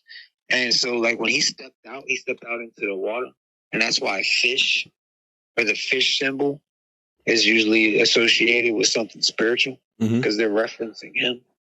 Huh. So this one took the thing as God. Then that's like who he tried to say he was. Basically, he's God. No. Okay. He didn't say he was God. He said he was Lord. Lord Enki. And in their language, by the time it translated from Sumerian all the way to English, with a spiritual spin, Lord became God. But Lord was really a hierarchy term. Okay. Kind of like how the UK uses it. Right. My lord. Right. And again, that's after translated to English. So he was second in command. He was a prince. That's where we got monarchies from. Okay. This is where we got it from. He was a prince to King Anu, hence Anunnaki. Yep, makes sense. All right. King Anu runs all of Nibiru. All of it. Trillions of Nibiruans. This planet is so big that modern day science would swear up and down there's no way it could have life on it, let alone a planet that's only comes around the sun every 3,400 and some change years. It couldn't sustain life. They're wrong. It hates itself from the inside out. And it's incredibly large. It makes Jupiter look like a moon. This fucking thing is huge. And the gravitational pull is insane. And that's why when it comes too close, it fucks things up. That's on their planet? Yeah, that's planet Nibiru. And it's not the gravity that holds them to their ground that's really bad. No, that's really relative to Earth. It's the gravitational pull from the electromagnetic field around it inside of space when interacting with the sun and everything like that. That gravitational pull that I'm talking about is, man, it's intense.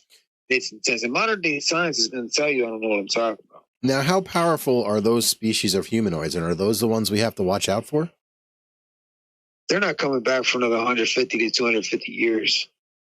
And is that all we have to do is prove that we're equals to them before they get back? Okay. That's actually what Revelations was wrote about. Interesting. So then the species we have to watch out for is something different. Then, well, like you said, Trantaloids.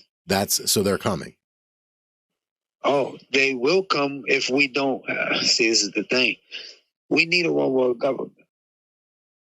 We need a one world government to reach the level of maturity required to be inducted into the GFL. Oh, so we're not there yet. There's a time limit. So that's why they're pushing for it so hard. Okay. And then what are they going to do? Abandon us? The way that they're doing it, instead of a regular one world government, they want a new world order. It's two different things. Right. We don't need a new world order. We just need a one world government. Right. We have till September 24th of 2027 to produce that, or they're leaving. We already are the GFL in secret. Our secret space program that was inducted into that secretly in 1971 when the Space Force was actually created. It was just released under Trump. It was created in 71 under Nixon. And that's our secret space program. And we fly the GFL insignia out in space when we travel the Milky Way galaxy, because we do. We do. We have starships that do that. We have colonies. We have forward operating bases out there in space. We have everything out there. There's no alien species that's more advanced than us. That's the biggest lie everyone's told, is that we're still some dumb human species that we're just no match against aliens. That's a lie. Well, it's time to bring all them ships back because we're about to get our asses kicked. Let's put up a fight, man. That's the problem. That's the problem. So even with all the other species here and us being so advanced, if we don't have GFL deterrent, Trantaloids are coming. As soon as they realize GFL left, they'll come. And when they come, their sheer numbers alone, they could literally throw 1 trillion to die on the front lines. Well, they're insects. Yeah, of course. It's like watching Starship Troopers, right? It's like watching Starship Troopers. That's actually part of the public acclamation program. Wonderful. It's based on reality, but it's told in a fictional way. Yeah. That's what it's for. Well, one of the things it's for. So that's a real thing. And they will consume us in days. They'll overrun us, consume us, kill us, enslave us, and consume everything in days. Like eat us. And they'll take over this whole star system. Consume like eat. Yeah. I don't want to be bug food, bro. What the fuck? Yeah, well, ETE-1, we are sustenance to them as well, but they, cattle works for them too, I guess. But yeah, real shit. Wait, ETE-1s eat us? What the fuck?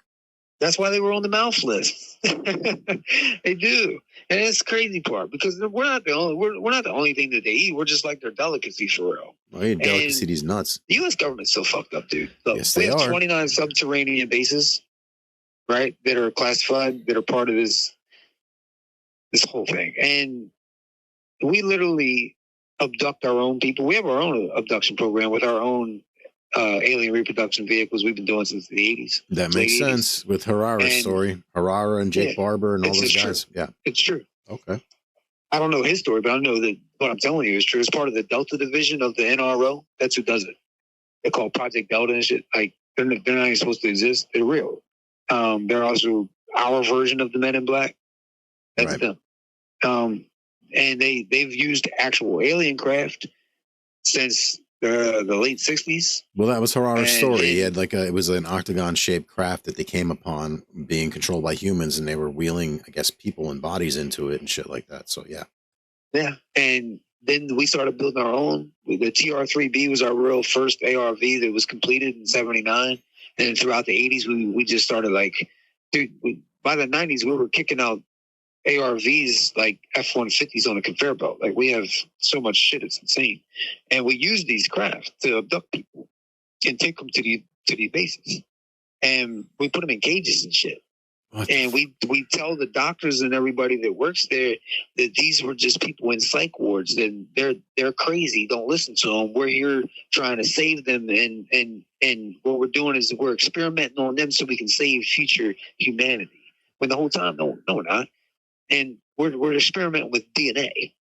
And I've seen entire descriptions inside of these files, dude, of these vats of body parts, of leftover parts, of torsos with wings on them and shit, and just all types of crazy shit. Yeah, and so that the leftover pieces are given to ETE-1 so they can eat. Yep, that's what that was somebody happened upon it and they got in trouble or something like that. I read a story about that. That is a fact. Oh, and Phil Schneider's story about don't say what happened in 1979. He doesn't know the real reason. He didn't know the real reason why. He was wrong about why. But that story that happened, I saw the whole fucking breakdown of that. It really did happen. That's not why though. It wasn't sold out by our own fucking kind too. That's disgusting. It's crazy. It's crazy. And ETE-1 won't fuck with us now. They will not play with us now. But during that time, you can't blame them for that. They made us an offer and we took it. And then they weren't the only ones, though. After a while, other species got on with that 70-year contract for abduction. That's how the number increased, for abduction for technology, right? And we literally cherry-picked all the best technologies all over the galaxy over 70 years. And then was also getting gifts and technological breakthroughs from ETE-2, which turned out to be some of the most, if not the most advanced species we even knew. And I mean, they're advanced as hell, and they're the reasons why we can talk right now. They're the reason why we have touchscreen technology, fiber optics. They're the reason why we have flat screens. What's the most advanced species that we know about, or that you know about from the briefings? Them, and in totality, them. DNA wise, they would be number 2, and our creators would be number 1. They're the Nibiru with DNA shit is they're off the meter. But we actually have more advanced craft than our creators do. Oh wow! So our creators have hydrogen based. They can't even access wormholes. They don't even have charged dark matter propulsions and stuff. They don't even have that. We do though. Then you have. So the Pleiadians are pretty damn advanced. They're up there. And the Pleiadians are those the ones mistaken for the tall whites? No, tall whites are part of the Pleiadians. Okay, all right. Pleiadians is an entire star cluster. There's dozens of species. Ah, okay. You can go through the whole alphabet of types when it comes to them. I can imagine. But the main 2 that are here on Earth with their presence actually run one of the main Pleiadian base in Antarctica. There's 2 bases down in Antarctica. The reptilian base where the Nazis is at, the actual real Nazis. And then the leftover Nazis, I guess, the Fourth Reich. And the Pleiadian base is a little bit bigger. Then you have Atlantis in the middle of that, underneath the ice. And so Atlantis is Antarctica, basically? No, it's a city that's down there. Antarctica is an entire continent. No, but I'm saying Atlantis is a part of Antarctica, which is what I've always believed. Yeah, it used to be a city. It's a reptilian city, really, and they had humans there. They had visitors there, the human clones and stuff that were there back in the day. And when Nibiru came too close about 13,000 years ago on one of its passes, I told you it's got a really, really, really large gravitational pull to it. It flipped our poles a little bit, shifted them, and it shifted so violently. It wasn't like a gradual one. And when it did that, the entire Antarctic shelf at the time of, like, not where Antarctica is now, but where it was then, if it was to have the name Antarctica, the entire Antarctic shelf went up and right back down and into the ocean and created a tidal wave about a mile high and blanketed the whole Earth. And by the time there's the flood, everything, the waters receded, it took like 400 years for that to happen. But now the South Pole, where it landed at, ended up being over top of a dry continent that was flooded. That now is so cold, after a couple hundred years, it's now became ice. And the original Antarctic ice shelf that was nearby, that went, it gravitated towards that South Pole region, and the other areas that it didn't, it just melted or became icebergs. And what you have now is ice down there that some of it dates back a really long time. Some of it dates back 13,000 years. And that's why. And that is now, if you go down deep enough, you'll find Atlantis if you're at the right area. It's now been it's been thought out. They're down there. It's a bustling city now. It's literally like a hub in between those two bases, and it's connected to the reptilian base though. And then the Pleiadian base is much larger. It's huge. It's like really big, really big. But so are we a planet that they travel to for resources, or are we a planet they travel to because we're like a cut between? Like, what's special about this? What you're asking about? Huh? What'd you say? Depends on what species you're asking about. Everybody different. Because I was kind of thinking of this as kind of like a hub, like a cut through. If that makes sense, kind of like we're like a jump point. Okay. Right. Because reptilians came here for refuge. They ran. Who they run from? Millions of years. They ago. run from the what the hell are they called? The I'm sorry, I forget their name. The bad guys. Trantaloids? Yes, those are the ones. No, they ran from their own females. They ran from the queens. Females used to be their fighters, just like in the lions on the prairie. Mm-hmm. The females are actually the hunters. Well, their females were their warriors, and after a while, their females were like, "Why are we fighting for these dudes? Well, we could just run this shit ourselves." And they pulled a coup, and they exiled all the kings and everybody that came with the kings, and then the docile females that they needed for wives or breeding or whatever. Breeding, right, yeah. And they left, and they knew of a habitable place because of the histories. This is, like I said, a very famous planet.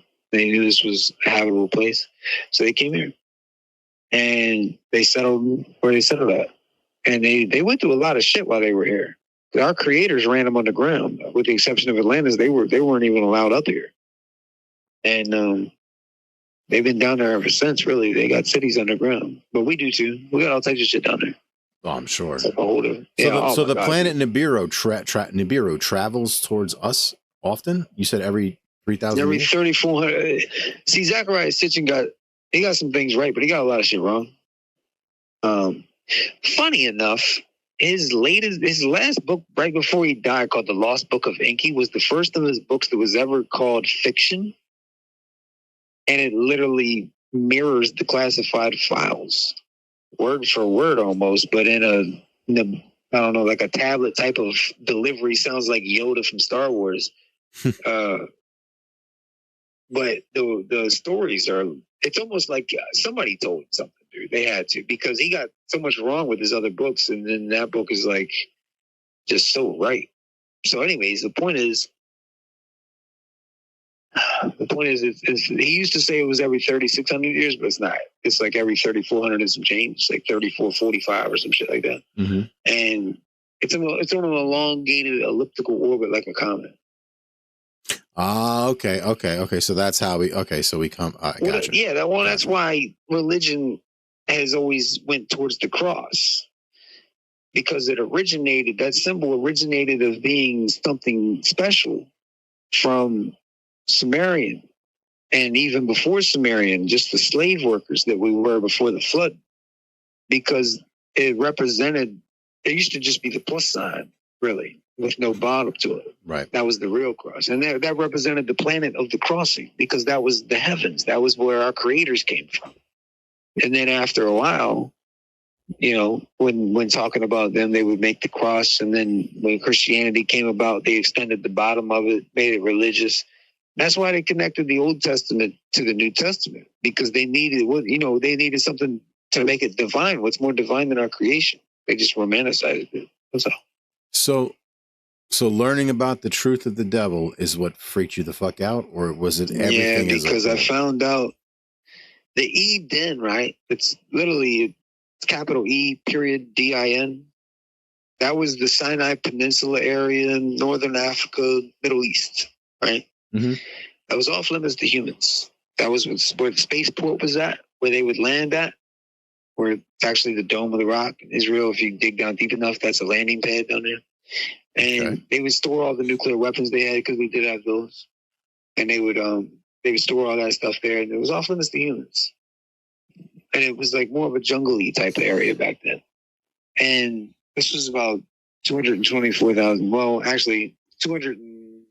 18,000 years ago, give or take. And so we were created down in the Abzu, which would translate to hell. That was the southern Africa, southeastern Africa, where the gold mines was at. And there's a lab down there, where there was a lab, and that was Enki's lab. Enki, like I said, he's Prince Enki. His brother Enlil was higher ranking than him, and he ran the Eden, right? Mm-hmm. So Enlil never wanted Enki to create us, but they needed slaves to work these mines, for the gold, right? Honestly, they didn't have all the materials to build millions of robots. They didn't have all that. They didn't have all the mechanical stuff to just make a whole bunch of like dredges and shit like that. Like, they needed manual labor, and the people they brought with them after 200,000 years of it, they were sick of it because they lived that long. They lived for millions of years. They literally were the same fucking people swinging the axe. Like, you know what I'm saying? Like, it's too much for them. They said, "Look, dude, you got to figure something out. We ain't gonna keep doing this." So they literally like had a revolt, and it took a couple thousand years. And Enki went behind his back, and he took something that was already here, that he already had in cages.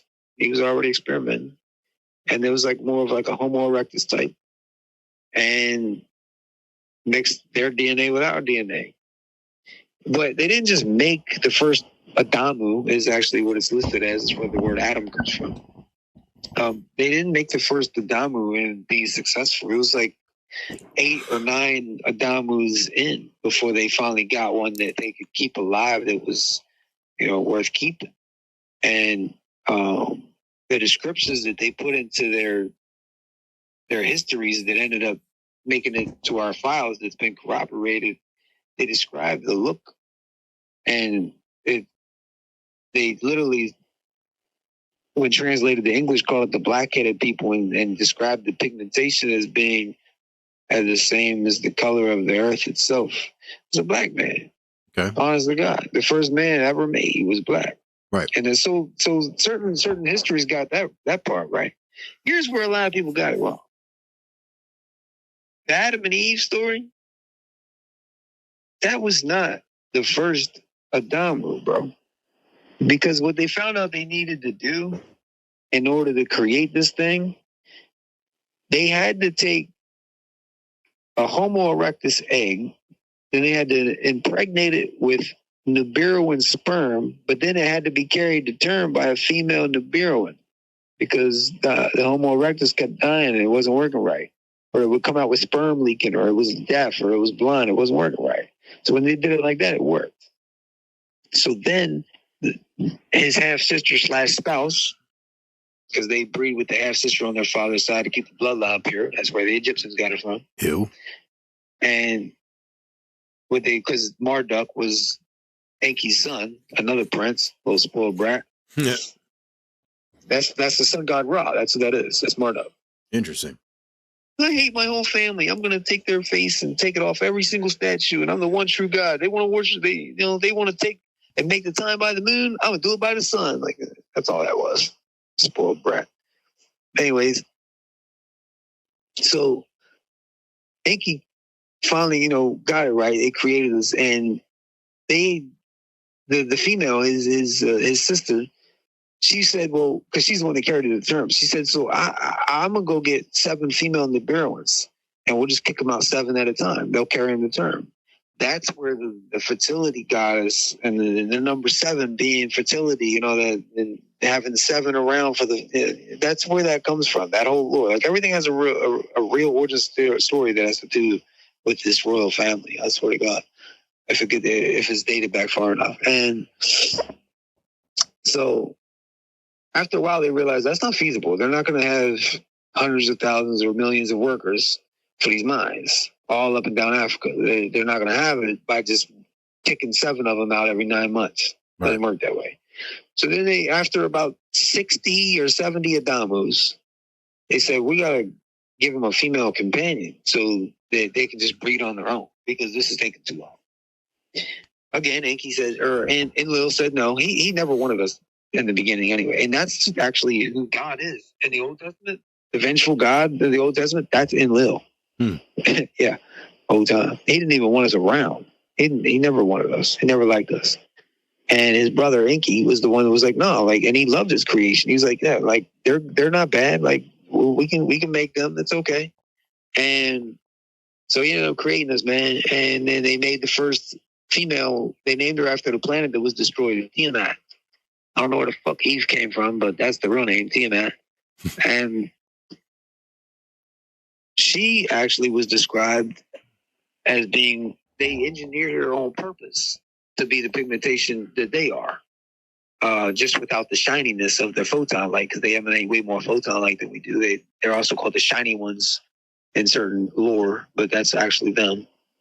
And but she was white. So the first ever couple was interracial. That's crazy.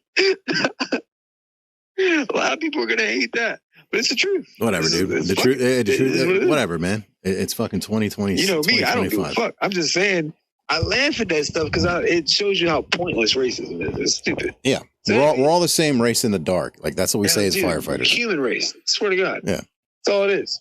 And then MJ12, the people who run all this stuff, they don't care about race anymore because they encounter purple skinned people. They don't give a fuck about that shit. Right. So what it comes down to is our creator, Enki, presented the first couple, which was like number 70 Adamu, give or take, and then the first Tiamat. Said, here, boom. And by the time they were teenagers, or she was a teenager, he was a little older. He was like 30s or something, which is weird to us, but that's what it was. And presented to Enlil and them and said, look, I did it anyway. This is our solution. This is what we got to do. Da, da, da. And so he was pissed, but they contacted King Anu, and King Anu said, look, this is what has to be done. We got to do it. So they let him, they took him to the side, and Enlil obviously wanted to take credit. So he said, well, look, they can come up to the Eden, and I'll put them inside, basically like a zoo. I'll put them inside a little enclosure so they can't, they can just roam around in little like trees and shit and just stay up in there. And that way, when the diplomats came through, he could say, hey, look at our creation, look what we did, take credit. So, but the thing was, when they put them in there, they were fucking like rabbits, but they weren't making no kids. And so Enki has a very genius son. He's actually the one that built the pyramids, named Ningishzida. He's very genius. And he figured out that they needed what they call the life essence gene, what we would call like the 23rd chromosome.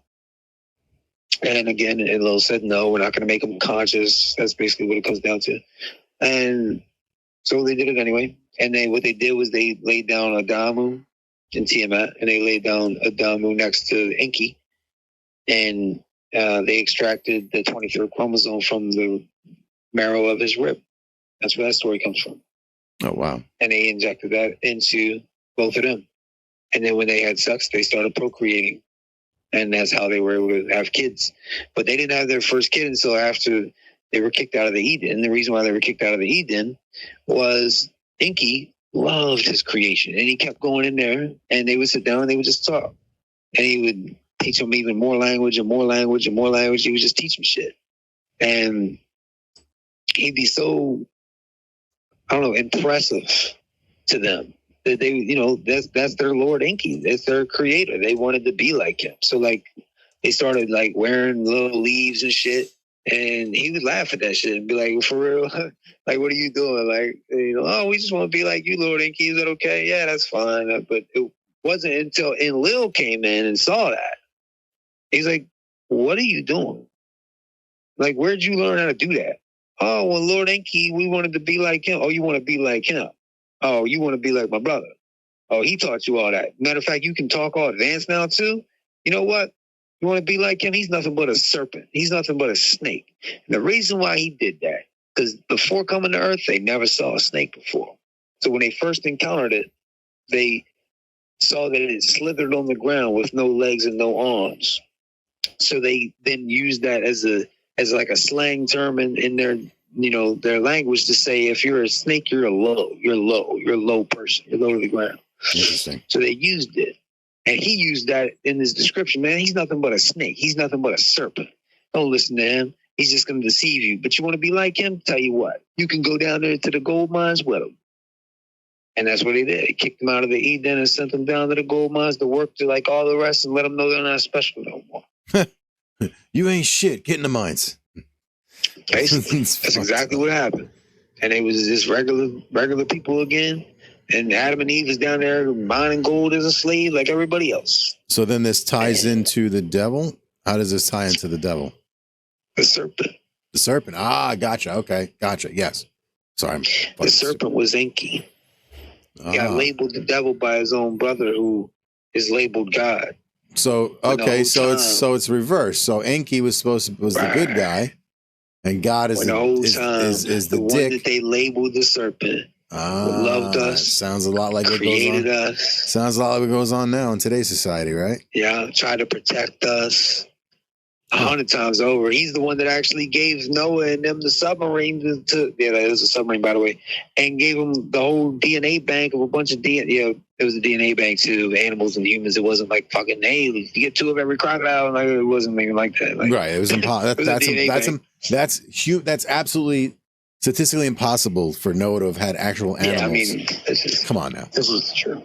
But since it was connected, and Enlil obviously wanted to take, and he hated it. He wanted us destroyed in the flood. And he didn't create the flood as God to punish the wicked. That's not what the fuck happened. It's just like predicting the weather. They saw that Nibiru was coming. They predicted the path, and they knew what it was going to create. They was like, yeah.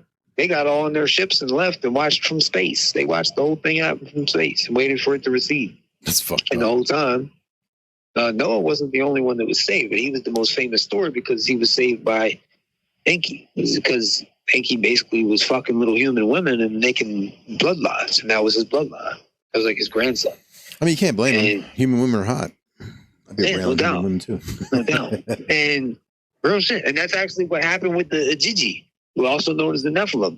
They were the workers, the 200 workers that Marduk was running over on Mars. And when Nibiru came through, like 20 or 30,000 years before that, it stripped the atmosphere. And they couldn't stay there no more. So they came down. And that was the first time they saw the creation, the human beings. And that's when they looked at the women, was like, man, they're bad as shit. Like, I'm trying to, let me get that.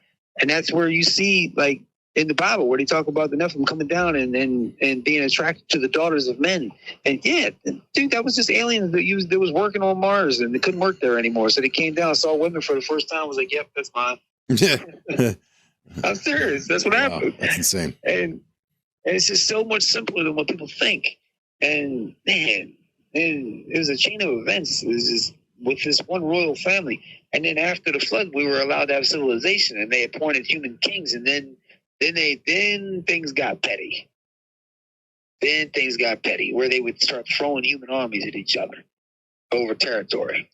And that's where you see all the wars and all the division and all that. That was them. So do you think that manipulation is still taking place today with everything? Because as you know, the government keeps blacks hating whites, whites hating this hating that, Catholics hating Jews, Jews hating Christians. It's just like continuously. So is that type of behavior, do you believe that that's encouraged by these aliens, or what do you no. Okay. Nope. So they left over 3,000 years ago, and the ones that are perpetrating that division, divide and conquer, Willie Lynch syndrome thing, that is the Majestic 12 group, which is now known as the Zodiac group. So humans. And they do that worldwide through their Magi committee they created in 54 that infiltrated the United Nations. So wouldn't they want to have unity if we're supposed to have a one world government by 2 years? That's the whole point. Or do they want destruction, these MJ-12? That's the whole point. In their mind, this is a 60-year plan right now. They're getting ready to culminate in a few months. In their mind, the only way to accomplish a one world government is to divide everybody. Divide everybody, get everybody at each other's necks using race, politics, finance, religion, culture, gender, everything. And they all had their own little moments where that would be the important, thing at the time or whatever. And when I say important, I just mean that's what they would highlight on purpose as a manipulation tool and psychological warfare. And then they would do this. And then they want to start Civil War, which is coming. Then they start World War III, which is coming.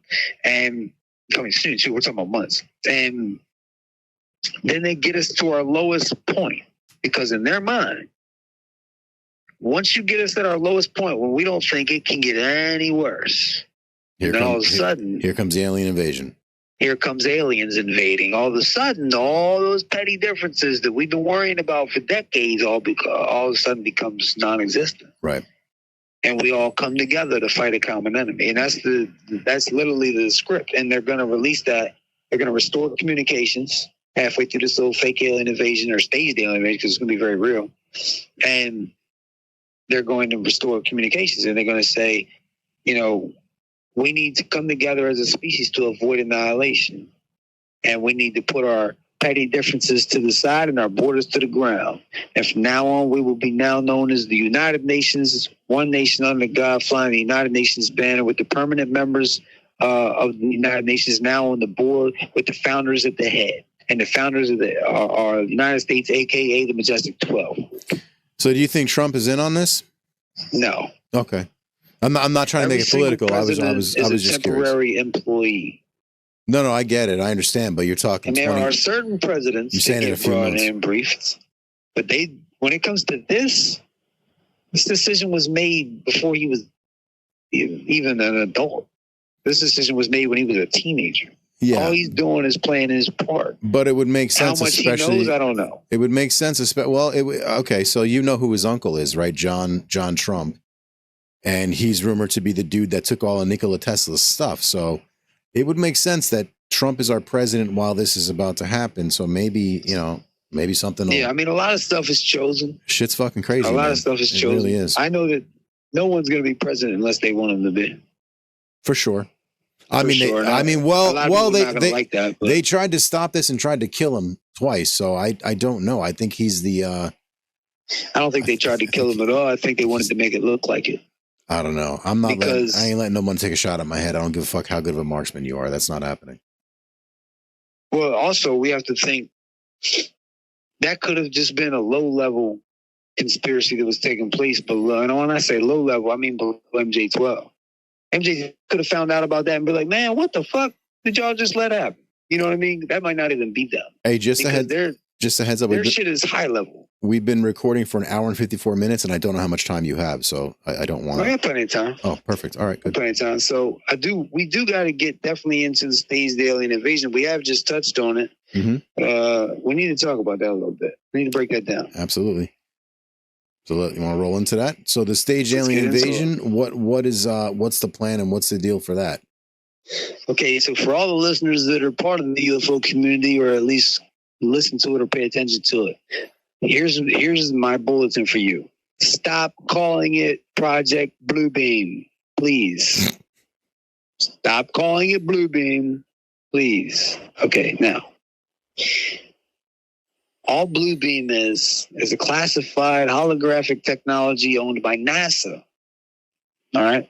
It's used on the backside of the moon, to where if you send something up there, they can take pictures like I got a brain freeze right now. A probe. If you send a probe up there, and it's a holographic technology that'll just look like craters back there when there's actually skyscraper type buildings and all that. I heard that there were cities. I heard there was cities. Yeah, I've seen all kinds of shit. I've seen it. Yeah, I can actually describe it, but we'll get into that in a minute. Wow. But it's you have like the Nevada desert, those mountainsides that have hangars and stuff. They have that holographic technology put over top of it, so it just continues to look like that for satellites and stuff, or people if they can get close enough with any type of footage or camera equipment. That's all that is. Okay, that's what they're going to be using are thousands of alien reproduction vehicles. Some will be unmanned and some will be manned, and then they will use Bluebeam holographic technology to make thousands of craft look like tens of thousands of craft and an entire armada invading from space. Now, one of the transcripts I read of MJ-12 putting this script together and finalizing it during the first Reagan administration actually suggested projecting Jesus into the sky as one of the manipulation tools to tell everybody to come together as a one world government. Wonderful. It wasn't accepted during that meeting, so I don't think that's going to happen. But just want to say that just gives you an idea how manipulative these fuckers are. Of course. So this staged alien invasion is going to also involve something called PLFs, programmed life forms. These are little fake alien grays that we've been building since 1979. At Dulce, at all these places under Pine Gap. It's a worldwide thing. All this Russia's our enemy and China's, no, they're not. That is all a stage. 99% of China has no idea. 99% of the Russian government has no idea. 99% of our own government has no idea. It's the Magi Committee that answer to the Majestic 12 group and do their bidding. And literally 40 or 50 times minimum, they're responsible for overthrowing or changing governments around the world because they were not set up correctly to do their bidding for what's coming. Now it is. They got Saddam Hussein out there because he wasn't with it. Well, they said that Saddam Hussein had a bunch of artifacts. He had a Stargate. He also did, but that wasn't why. He was involved. He was literally briefed into a lot of shit, and he was involved. But then when they found out he wasn't going to be down for this one world government shit, and there was no budging, they got him out of there. And once they got him out of there, they had to take all that shit back. Makes sense. Probably got Gaddafi out for the same reason, because he had a lot of gold. I can't confirm that, but it wouldn't surprise me. But I know for a fact the U.S. did it. And if the U.S. did it, that means Magi did it. Yeah, it was I know Obama's administration got rid of him, for sure. Yeah, Magi, people don't even know the Magi Committee exists. Even people in the UFO community. They didn't even know that shit's real. Magi is Majestic 12, or what is Magi? That's their committee they put together in 1954 when they came up with the ETE designation. They also came up with the Magi Committee. They also formed that contract with ETE1 and all that. Magi stands for Military and Joint Intelligence Committee. Magic.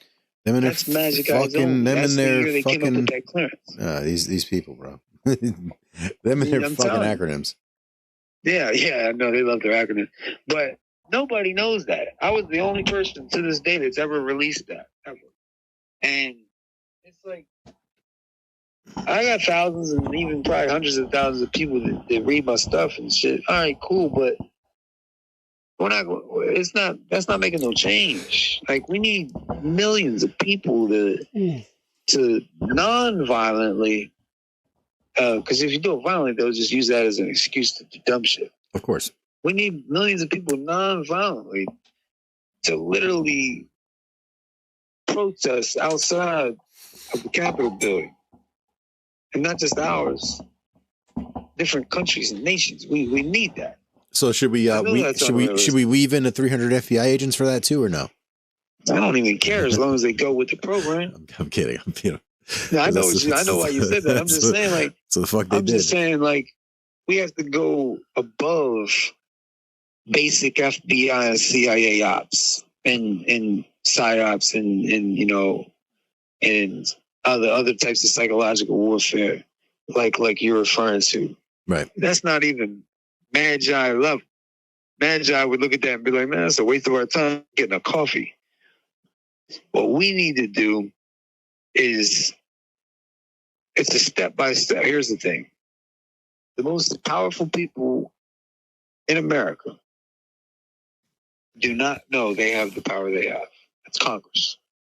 Right. There are 22 people across the Senate and the House that are supposed to have these clearances. Not only do they not have them, they don't know they even exist. And they're being lied to about them. So you hear that, Rep. Right. Luna, if you're watching this? Get your cute butt up there and then help this man out. Yeah. Carlson, you know we've spoken a couple of times. I'm telling you, there's 22 of you. And they're supposed to, and you guys know who you are. They're supposed to have these clearances. But you don't even know that these clearances exist. And I'm going to tell you what they are. Top secret code word. That doesn't mean say a code word. That's literally just the name of the clearance. Top secret code word, right? Mm-hmm. Then that's the umbrella clearance for this entire subject. Then parallel to that, not under it, but parallel to it. I guess kind of under it if you say umbrella, but you know what I mean, is majestic clearance. Then parallel to that is magic eyes only clearance. So you have top secret code word for the entire subject, majestic clearance for the majestic 12 group special operations manuals and things of that nature for them because they're the decision makers. And then magic eyes only for their committee and the eyes only that are cleared to see that committee's orders or documents or files. Then everything else and all the compartmentalizations underneath. And so much truth has been leaked. But they have this psychological warfare they also put together in 1954 called Project Mockingbird. Yep. We're watching that happen right now, Mockingbird. It's happening in the media. And now, I don't know what it's called now, but it's transformed. It is insane what they've done. They are literally the reason why Fox News is all Republican. CNN, it's all Democrat. Mm-hmm. They're the reason why all that division exists, and we are feeding right into it. 100%. I've been saying that since Obama took office is when it's been so fucking transparent. It's not even funny. And how regular everyday people can't see what's happening is beyond me. And I'm not talking politics wise. I'm just talking about in general. Like they can't see that the media is just so bought and paid for propaganda. It's crazy to me. But the thing is, if I'm not saying that doesn't exist because it does. It does. But that's a lower level of what I'm referring to. Obama wishes he had the power that people think he does. Obama ain't got no power. He's not MJ-12. He's not even Magi Committee. But he was connected to this subject. That I can confirm. And he got his connection while working at the CIA. I don't know how deep. But I know for a fact he has connection to the extraterrestrial subject. And when he was in office, his first year in office, his administration, which had Magi Committee members in it like every administration does, but his administration specifically, they are the ones that took the Ebens and made them international. And they had an international meeting with a representative from the Vatican, representative from Russia, representative from China, 2 representatives from the United Nations, 4 other extraterrestrial species listed as our special guest representatives, and then 16 individuals from the United States. And they met on a Kau island in the Pacific for 12 hours. And that's a fact. Wow. Even the Vatican even gave them 2 12th century paintings as gifts. And the Ebens gave us, specifically not Russia and China, but us, specifically 5 new technologies that day. And I don't know what they were. I know what the other ones were, but that day wasn't detailed. That was November 12th, 2009. That took place. God damn. So let's touch on the invasion and then the what the fuck are they called? The Trantaloids. Thank you. I cannot get that right for some reason. I'm so sorry. People think spiders, but it's not quite spiders. But, oh wow! So they really do look like goddamn that movie Starship Troopers. Wow, that's sort of. Yeah, that scares me. Not that that legit scares me. Ugly.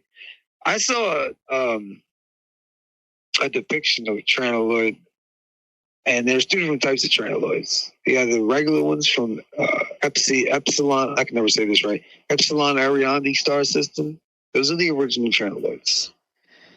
Then you have the CBE4, cloned biological. I don't know why. I love the Roswell species so much. I love the Ebens so much, bro.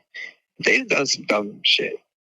They thought it'd be a good idea to take Trantaloid DNA and make some new ones. I guess they thought they were going to be good. Well, after a few thousand years, they decided, no, we're going to go join the other ones. All they did was join millions more into the trillions that they already had. Wow. And that was a dumbass decision. And basically, here it is. So the 70-year contract, which was abduction for technology, ran out September 24th of 2024. The agreement in 1971 with the GFL, which was actually brokered by Valiant Thor, that was a real representative that came in contact with the Eisenhower administration in 1957. That was a real story. So his offer got turned down back then because we already had a contract in place with someone else. So when we had a Trantaloid incursion in 1971, that had to do with the USS Trepang, as well as a capture of a live Trantaloid in Canada, of all places. Trantaloid incursion? So they came here? They did. They sent scouts. Wonderful. And we shot it down in the northern Atlantic. It was a cigar-shaped craft. And there was dead Trantaloids on board. And then we captured a live one. Well, the Canadians did. They tried to, I guess it was just on ground scout.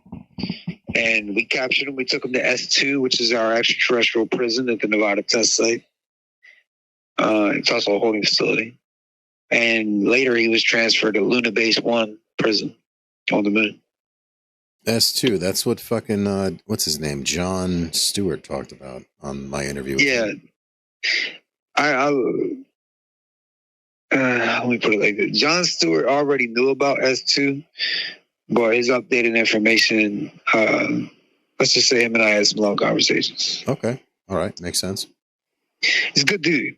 No, dude. Listen, I love him to pieces. I think he's fucking funny. And he's not wrong. Let's get that out of the way. I had a great conversation. I'll tell John he's wrong as hell when it comes to the staged alien invasion and what he thinks is coming is two different things.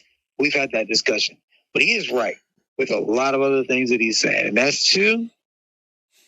He's right. He's right. I've confirmed things for him and all that. Highly entertaining guy. I love speaking to him. He's the shit. With him. Excellent guy. He's the shit. And by the way, that alien interview footage, real.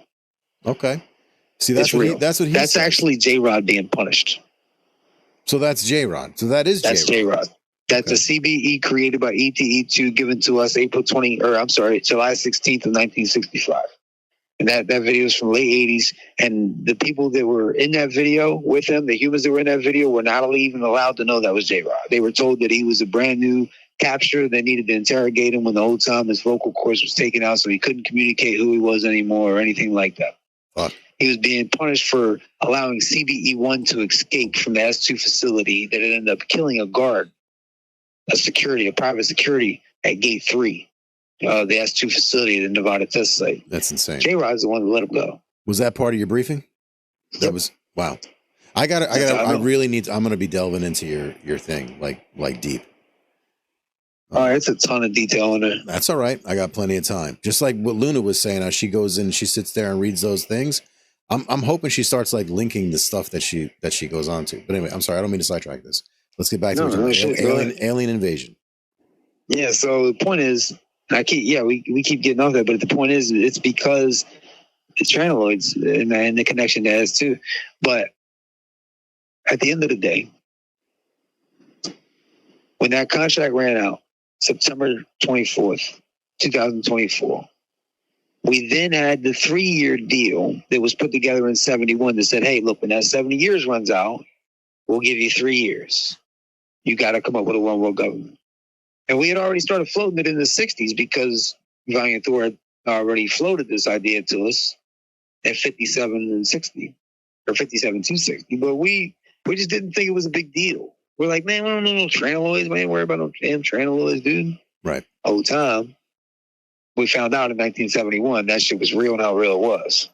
Yeah. At that moment, we contacted him specifically, because he left a way to contact them on their base on Venus. And because they got a base up there. And so he came. And we had to sit down and we said, okay, look, let us join you in secret now so we can build this fleet up to be part of you. And then once this contract with these other species runs out in 2024, how long do we have?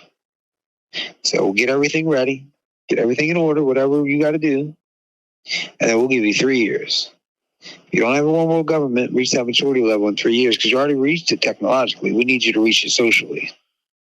Reach it. If you don't reach it in 3 years, we're gone. And that's it. Dicks. And we need that. Now, we can achieve that a different way. We do not have to kill hundreds of millions of people. That's what's going to happen. That's at minimum. We do not have to do that. We did not already have to create all this division that now has all these mass shootings and side effects and all this crazy shit going on, and people not even knowing who they are anymore, running around. Yeah, we don't need all that shit. I firmly believe that those are activated by the government. I know it sounds bananas. Yeah, but the thing is, believe that all those atrocities throughout the world and things like that, all done by man and government. You can't even say the government because 99.9% of the government has no idea what the hell going on. It's MJ-12. Right. And they're not no secret society. They're just a classified group embedded within the National Security Council. Which is essentially the deep state. You know what I mean? Like that's the real deep state. When people say deep state, then they put up pictures of like Obama and Hillary. Like they're pawns. Deep state. They wish. They're pawns, Obama and Hillary. They know who is though. Right. Let's be real. They know who I don't is. doubt that for a second. Because George H.W. Bush was MJ1. Mm-hmm. He was literally the most powerful man on the planet before becoming president and after. And then when he left, when I'm going to just say left, when he left, it was handed to Dick Cheney. Yep. Dick Cheney was MJ2 the whole time. Now he's MJ1. Yeah, that motherfucker's evil. Dick Cheney was not a fan of him. He is the most powerful man on the planet. He has the entire world at his hands, at his fingertips. And nobody knows. They think he's just some retired old man who has a daughter in Congress. Or did. And just people don't understand. They'll be like, oh, well, if he's so powerful, then how comes he couldn't even get his daughter elected? No one gives a fuck about that. Why would he use extraterrestrial connection and all that just to get his daughter elected in something that's not even going to exist in a few years? No one gives a shit. Right. And people are so petty with their arguments instead of just listening to information. Like, you know what gets me, dude? And I know we're still on the stage invasion, but I'm just saying, you know what gets me, man? Like all these people before I came about, everybody was like, man, I wish somebody that had access to all this stuff would just finally come forward and just tell us everything and I have no muzzle on. So I do it. And they ridicule me. Well, how do we know this? How do we know that? And I've connected all these dots for all these people. And then like at least 5 things that I told them was going to be happening over the last 12 months has already happened. There's only a couple of things left. So that's another, that brings me to my next point with the staged invasion. There were things called precursors in the script. And that was to indicate going into the next phase of things so they didn't have to actually use any form of communication. So around the world, all different nations and Magi committee members would be notified about these events. And one of the things was a labeled terrorist organization in possession of a nation, aligning with the United States and being confirmed by the United Nations. Now, when I got briefed, that was supposed to be ISIS. That was in 2012. I was supposed to be, it was supposed to be ISIS. I don't know what the fuck happened. I don't know why it changed. But then I look up when I come forward on X back in 2024. I look up. Taliban is the only one to fit that. So I said Taliban. Now, they was even saying pro-U.S. stuff in November. Like, yeah, like we want a new relationship with the United States. We want that. Okay. But then Syria happened. And I watched it. And I see a labeled terrorist with a terrorist organization that is back literally take over a country and immediately Joe Biden gets on, gives a press conference, calls them allies, and says, well, we're just going to go with whatever the United Nations plan because they already have a plan for them. Literally says it. I was like, shit, there it is. There it is. But since I had already said Taliban, I had to try to tell people, no, look. So that happened. And then I told people at the end of September. Actually, it was middle of September. I told them, I said, when this 70-year contract runs out, they're scheduled to put a display of technology on throughout the skies all over the place. September 24th is where the contract ran out. Within weeks, you see the New Jersey drones and these so-called drones everywhere. Yeah, I filmed the shit out of those. Let me tell you something about that. I actually, let me tell you something. I actually live and I'm born and raised and from Jersey, and I'm from northern Jersey. So I'm like, I don't know if you know Jersey, but I'm like 15 minutes from Giant Stadium, to give you kind of an idea as to where I am. So, dude, they were blanketing my city constantly. I was filming them, and I'm 49 now. I was 48 last year when I was filming them. I believed in UFOs my entire life. I had never seen anything. And brother, I'm live streaming too, by the way. I'm live streaming this. So I'm holding my phone vertically I'm holding it to the right side of my body, and from the left side of my body, I see what looks to be a flat disc flying across the sky. It's iridescent, kind of glowy white. It's the most beautiful thing I've ever seen, to be honest with you. It's beautiful. Okay. And then it turned sideways and it's C-shaped, and it just streaked across the sky and was gone. And I didn't have enough time to get my camera on it. But you can hear me. I'll send you the link in a message. You can hear me losing my shit. I timestamped it too. It's in the description. I'm losing my fucking mind during this live stream, like legitimately losing my mind, because finally, after 48 fucking years of my life, I see a goddamn UFO, and that's actually what led me to doing this. Like, I've always loved UFOs, and that's what led me to. I'm just like, something in me says I got to start talking about UFOs. I got to start just talking to people about it. Like, I couldn't believe what I saw. And then every time I filmed those goddamn drones, I saw something weird. Orbs, weird things in the sky, drones doing weird things. Like, bro, it's just, I don't know who was controlling the drones. I don't know what was controlling the drones, but something was off about them. And I did a video about them. And my theory is one of four things. It was either us, which I don't believe it was. It was adversarial, which I don't believe it was, or it was alien, which is a possibility disguised as human craft, or it's rogue AI is what I was thinking it was. So I don't know. And the reason I was saying rogue AI and alien is because they swarmed and shut down U.S. military bases. Like, why would Wright-Patterson Air Force Base, and you're a whistleblower, so you know the importance of Wright-Patterson Air Force Base, how the fuck do you shut that thing down? I'm sorry. I didn't mean to go on a tangent. Do it to yourself. And we've been doing that for years. We've literally been trying to shoot down our own shit. Oh, wonderful. And all the time, we always do it. And then it's because the commanders of these bases, a lot of these bases, have no idea. So when they see this, they scramble the jets and they go after them. And the whole time, the people inside, they're just laughing because they're like, man, you can't fuck with me. You can't catch me. Right. And trust me when I tell you, New Jersey drone stuff, and which ended up being all over the place. Yeah. 80. Well, I'm gonna give a rough estimate. I'm gonna lower it a little bit. 70%, give or take, was all our shit, and the rest was like hobbyist drones mixed in, so they could later say that it was, along with a couple, companies. I mean, they were huge. I've never seen hobbyist drones that big before. And they were that's what I'm saying, buddy. mixed in with a few hobbyist drones and stuff. Not obviously those large ones and shit. But so they were our own alien reproduction vehicle technologies that were being put on display. That's how I knew it was going to happen beforehand. I said it in the Maze Love space towards the end of the space back in the middle of September. And I even said when it would take place. And it did.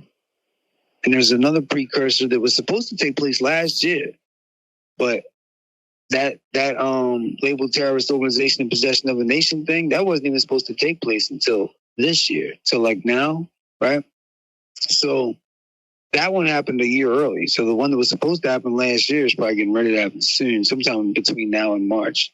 And that's the James Webb Telescope is going to be announcing that they found both biological and technological signatures originating from the TRAPPIST-1 star system. And they're going to probably mention Alpha Mensae star system, but that ain't no problem. They will. And they're also going to mention the date, April 23rd of 2023. I don't even know what the hell they're going to use it for. Maybe they'll say that's the date they first detected it. I don't know. And is that where the trainee alien species is from? Is from? Okay. No, that's just them being able to. The whole thing, the reason why they're doing these hearings, the reason why they have this Atlas object being talked about in the media the way that it is, the reason why they're doing all this is because they need you to believe aliens are not only real, but they're possibly hostile and that they're possibly coming. But they can't just come out and tell you that. They'll sit there and either non-commit or deny. Right. While having their Magi committee do it with Avi Loeb or other Harvard scientists or Luis Elizondo, definitely Magi committee. I've been told people that. Do you trust Elizondo? There's something about that. No, right, dude, he's Magi all day. Yeah, all right. He's Magi all. I called him out so much, and he won't block me. Well, considering what's happening to fucking Chupacabra and Red Panda right now, I'd be wary about that. I don't know how much of that shit you've been watching or following, but supposedly he's. I don't know if it's true. There's some shit that's going on with those dudes that they're like getting stalked and fucking doxxed, and you see it in their spaces, man. I've never seen anything like it in my life. And if I post, I get fucked with pretty heavy too. See, if I post Elizondo is connected direct. He answers to Magi committee, and people grind him up for these fake photos and shit. Mm-hmm. Listen to me. That's purposeful. Right. All that is purposeful. Right. That last one, the irrigation thing that he put out. Mm-hmm. I know somebody that knows him, and he literally showed them that photo 2 years ago. Huh. But on that day that he released it, he said he had just got it that morning. Right. He just follows orders. That's all it is. He's a patriot. He follows orders, and he was chosen for this. And then when I was briefed on the Stage Daily Invasion, I was briefed on somebody's fitting that exact profile. I didn't say his name, but that exact profile. It was going to come forward, and that they were going to say that aliens are real, that they were from the Pentagon, but aliens are a potential, quote, threat to national security, end quote. And that was going to be a phrase that was going to be every single interview, and he would get all the biggest interviews, and he would get all the biggest platforms, because that's who runs all that is the Magi committee. And look what happened. Right. Yeah. Look what happened. That's all it is. Yeah. He gets to talk to everybody. Yeah. It's just shit's crazy with that, man. Yeah. But do you know how I was able to confirm that he lied? No. Here's the thing. No one connects this. So when I put out my whistleblower document in 2021, I released the truth about Roswell, how it wasn't one craft, wasn't three craft, it was two craft. And I even went even further and said that the second craft, had went back down by Beetle, New Mexico, wasn't even found until 1949, and they thought it was a separate crash later. Right. Like I'm talking about, like UFO people thought it was. Right. It wasn't. And we knew what it was. But it was two craft. And that it was shot down with EMP weaponry during a thunderstorm, July 3rd going into July 4th. Now, they blamed it on lightning or some shit. Right. Now, I said all this, okay? Never been released, never been anything like that. Now, he comes out with his book right after the 70-year contract runs out. He comes out with the book, and in the book, which was approved by the Pentagon, he says, supposedly for the first time, that it was in fact two craft that went down, but the second one had taken back off. Now, he didn't put in there that species had, or that craft, the second craft that went down again. He didn't put that in there, but the fact that he knew that it was two craft and that it was taken down the way it was taken down, the way he knew that means that you had access to the Roswell file. That's facts. So if you have access to the Roswell file, that means you have access to the Serpo file. They're interconnected, same species. Right. So if you have access to that, you know that that's the most benevolent species in the known galaxy, and that they're our biggest allies. They're our biggest allies. So why in the fuck, if you know that for a fact, and you have to know that for a fact, or you wouldn't know it was two craft, you wouldn't be able to see it, then why are you coming and testifying in front of Congress saying that that species is a potential threat to national security, and we don't know who they are, or what they're trying to do? You're pushing the narrative, and you're blatantly lying. You're telling a falsehood that you know is false because you read it yourself, because otherwise you wouldn't know it was two craft. He lied. Yeah, for what reason? Because he's pushing the narrative, because they need everybody to think not only are aliens coming, but they're a potential threat. They're going to use everything they can. Movies, they've been using that for decades. Oh yeah, with the public acclamation program. They've been slow dripping in to get us used to getting railed by aliens for fucking decades, man. I believe that completely. What's the narrative? Space aliens come down and we kick their ass and we unite. But that's how do we kick their ass? By using I don't know, some type of technology against them, or fucking. Now we always come together. Right. Well, yeah. Well, that's why I said we unite. There's always good aliens that end up helping us. Right.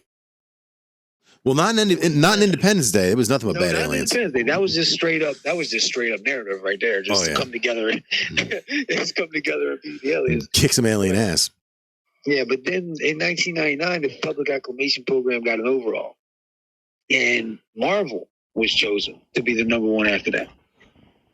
And look what they did. They took regular Iron Man. Yep. And then right after they got chosen for public acclamation program, it was probably a couple years in, all of a sudden, every single thing they do is alien. Yeah. Yeah. You got to think about it. Thor, that's an alien.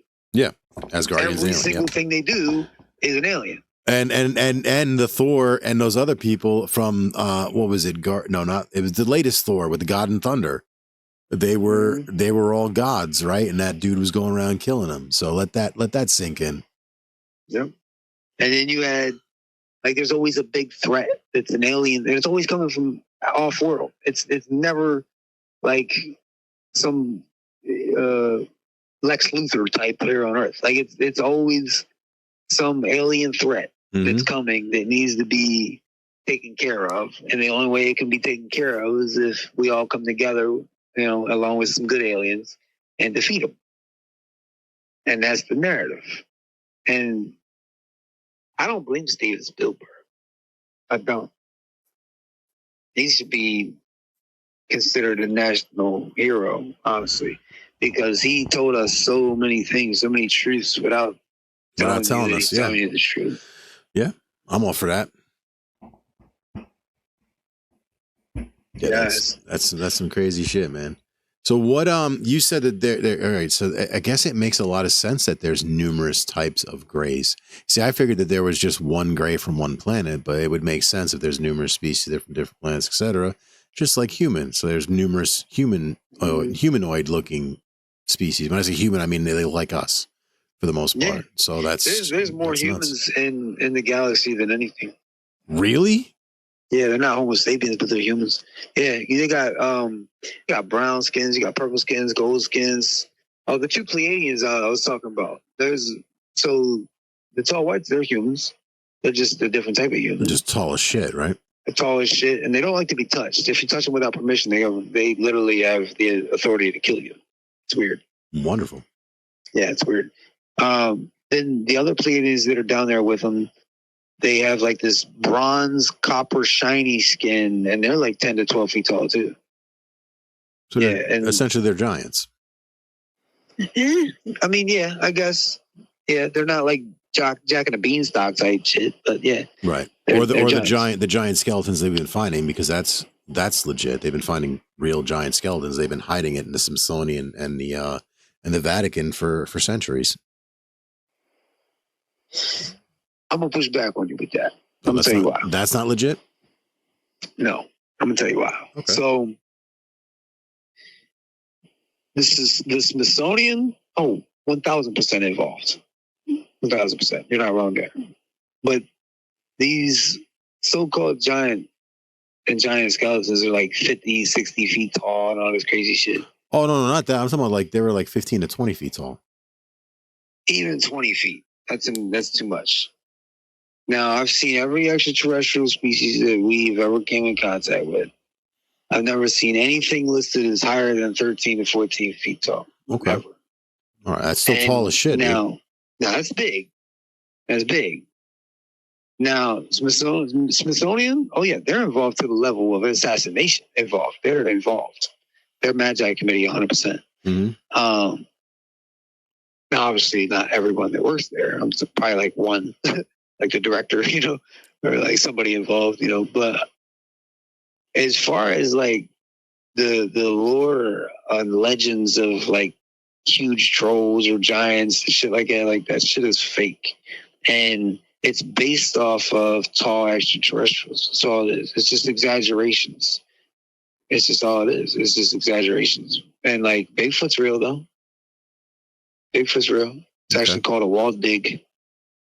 A what now? It's called a wall dig. WADIG. So it would make sense, kind of like close to Wendigo. It's close. Yeah, they accelerate and decelerate their atomic makeup so they can traverse dimensionally. That's why they can disappear at will. Yeah, they're actually intelligent. Interesting. I wouldn't doubt that for a second if they're intelligent, because if they're hiding, they're doing it well. Yeah, they can literally walk right past you, and then you're like, "What?" You look over and they're gone. It's not because they ran. It's just because they just was like, "Oh, I was seen. Hold on." They can do that naturally. We do it. We do it technologically. And we traverse dimensionally too. MJ12 has that. They have that. Can you like are you a decent artist? Like, not decent, but can you I can't even draw a stick figure. I was gonna say, can you draw the insect not the tranny? God, I can't get their fucking name. Trantaloid. You call them the trannies? Trantaloid, bro. Trantaloid. Thank you. I don't mean to call it tranny. I'm not. It's not like a sexually negative. Trantaloid. And then Lloyd. Okay. Yeah, I keep calling him tranny. I would never be able to draw that. Look. Think beetle, cockroach, grasshopper. That's scary. With like a sort of a praying mantis front. I guess it's just like a grasshopper. I say that only because their legs are a little high like that. But all right, check this out though. This is going to really, you think you're freaked out now? Check this out. They have 2 legs, but then they have 4 arms, right? And they're retractable. And they have the ability to retract their bottom arms, keep their top arms, and use what the medievals called glamour, what we would call technology, to look like blonde-haired, blue-eyed humans about 6 feet tall. So they can essentially not change shape, but make you think that they change shape. Yep. And they can, their joints have bubbles on them, and they can like retract them. And that's why Steven Spielberg put that, that's why he put like a fictionalized version of that shit in the Men in Black movie where the dude would escape from the moon prison. Mm-hmm. That was supposed to be the Trantaloid that was taken up there, and he would like shoot them little spikes out of his arms and shit. Yeah. From part 3, I same think type shit. But instead of like going out and extracting it, they're able to contract their arms and their joints, their bubble joints, and all that, and they can make themselves from like 8 feet tall or 7 feet tall down to like 6 feet tall, and then like take those arms and bring them in, and then keep the top arms, but make them the correct length. And then the legs are already there. Then they use the glamour or the technology to make them look like blonde and blue-eyed humans. Yeah, that's fucking like mind-numbingly. Yeah, that's mind-numbingly scary, is what that is. Because they can infiltrate. Real. Yeah, and there's trillions of them. Real. Fuck that. We have the technology to be able to identify them anytime they come close. That's we were given that by the GFL. Like, they're not a game. They'll come. We do need a one world government. It's not a game. Like we need that. But the way that MJ's planning on going about this, they're not going to just all of a sudden change their mind. This is some shit that they've been planning for 60 plus years. This is going to take place. And it was supposed to be July of next year. Then I received some updated information that expedited it. to the second to third week of March. I'm sticking with March, but I'm going to just say on the record, do not let them fool you. If it doesn't happen in March, do not let them fool you. But it will happen anywhere between March and July. That is a fact. Okay. But I'm sticking with March. Got to be prepared. That's some scary shit, buddy. Yes, it is. And if you can't afford a bunker, small town sewer systems will work, but you got to scope that shit out now. People need to get their bug out bags together, man. Because do you really think that we're going to be able to get millions of people to protest outside Capitol building, to get Congress, to get these 22 members to demand? Like, I could give them the address of everything, everywhere to go. I could tell them where the bases are at, where the subterranean sections are at, to go get the stuff, to go get these Serpo files and soil samples, the bugs they brought back, pictures, the videos. I tell them where to go. There's shit at the Pentagon I could tell them to get. I could tell them to get all this. They want to know where bodies is at, I'll tell them where to go. I can tell them to get all that shit. They talk that shit. They do. They talk that shit. Oh, I want to know Tim Burchett. Oh, I want to know where the bodies is at. I want to talk to somebody who really knows where all this stuff is at. No, you don't. No, you don't. I contacted your office 3 years ago. I've been sent you my whistleblower document 3 years ago. I talked to your chief of staff and gave me nothing but the runaround. Rep Luna, I talked to her, head of security, Mac, down in Florida, 2 years ago. All he did was, oh yeah, we're going to get you in touch with her, man. This is serious. Oh, never did. He just gave me the runaround. Wouldn't even give her my documents. Said that he did, but didn't. You know, these people, they're literally gate kept themselves. Right? Burleson, I can tell he really wants to know the truth, but he does. Believe it. Yeah. Did you hear him in that space, man? I was wonderful. That was a great interview. That he jumped in that Twitter space. I thought that was outstanding. Like, you don't see that often. You know, I know he doesn't really, and when I say believe it, I don't mean that the phenomenon is not real. He doesn't believe that it's alien. One, two, he doesn't, but he's not taking the stance that it's not either. He's just non-committal. We don't know. He doesn't believe my information. He can't. Because if he actually believed my information, he would leap out of a window to try to stop this shit from coming. He's got a family too. Yeah, and he's a good man. Yeah. He's a like really a good dude. Like a good dude. He's like probably one of the best in Congress, honestly.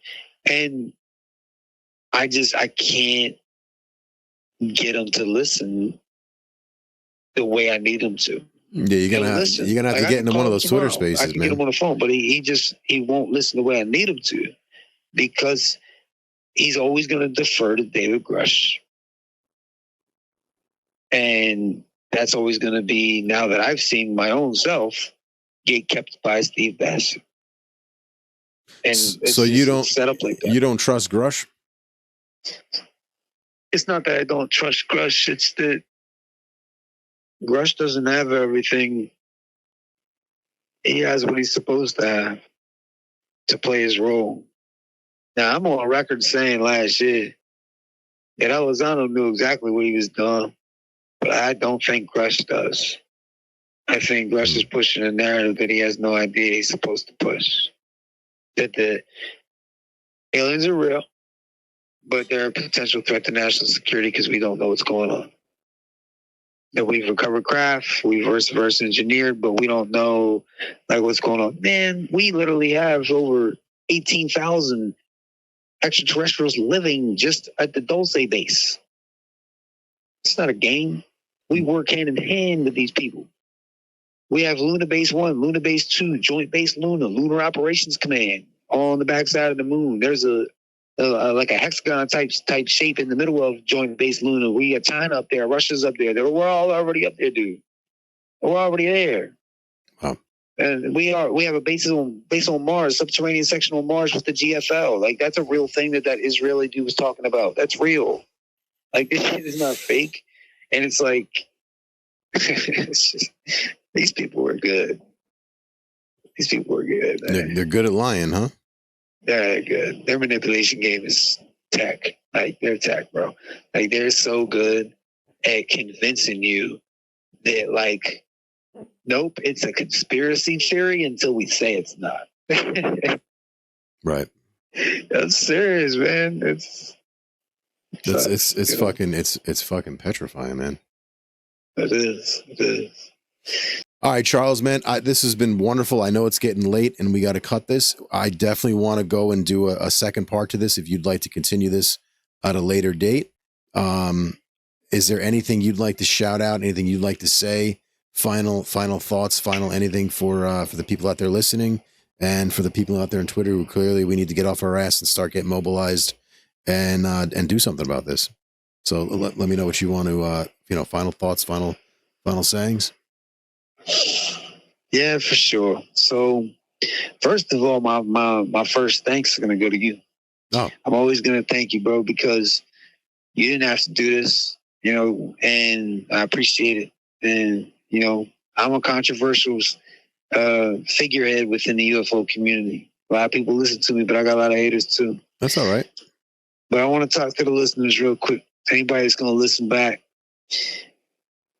I'm going to ask you, don't believe the haters, man. Like, don't believe all that crazy shit you'll hear about me that's not true.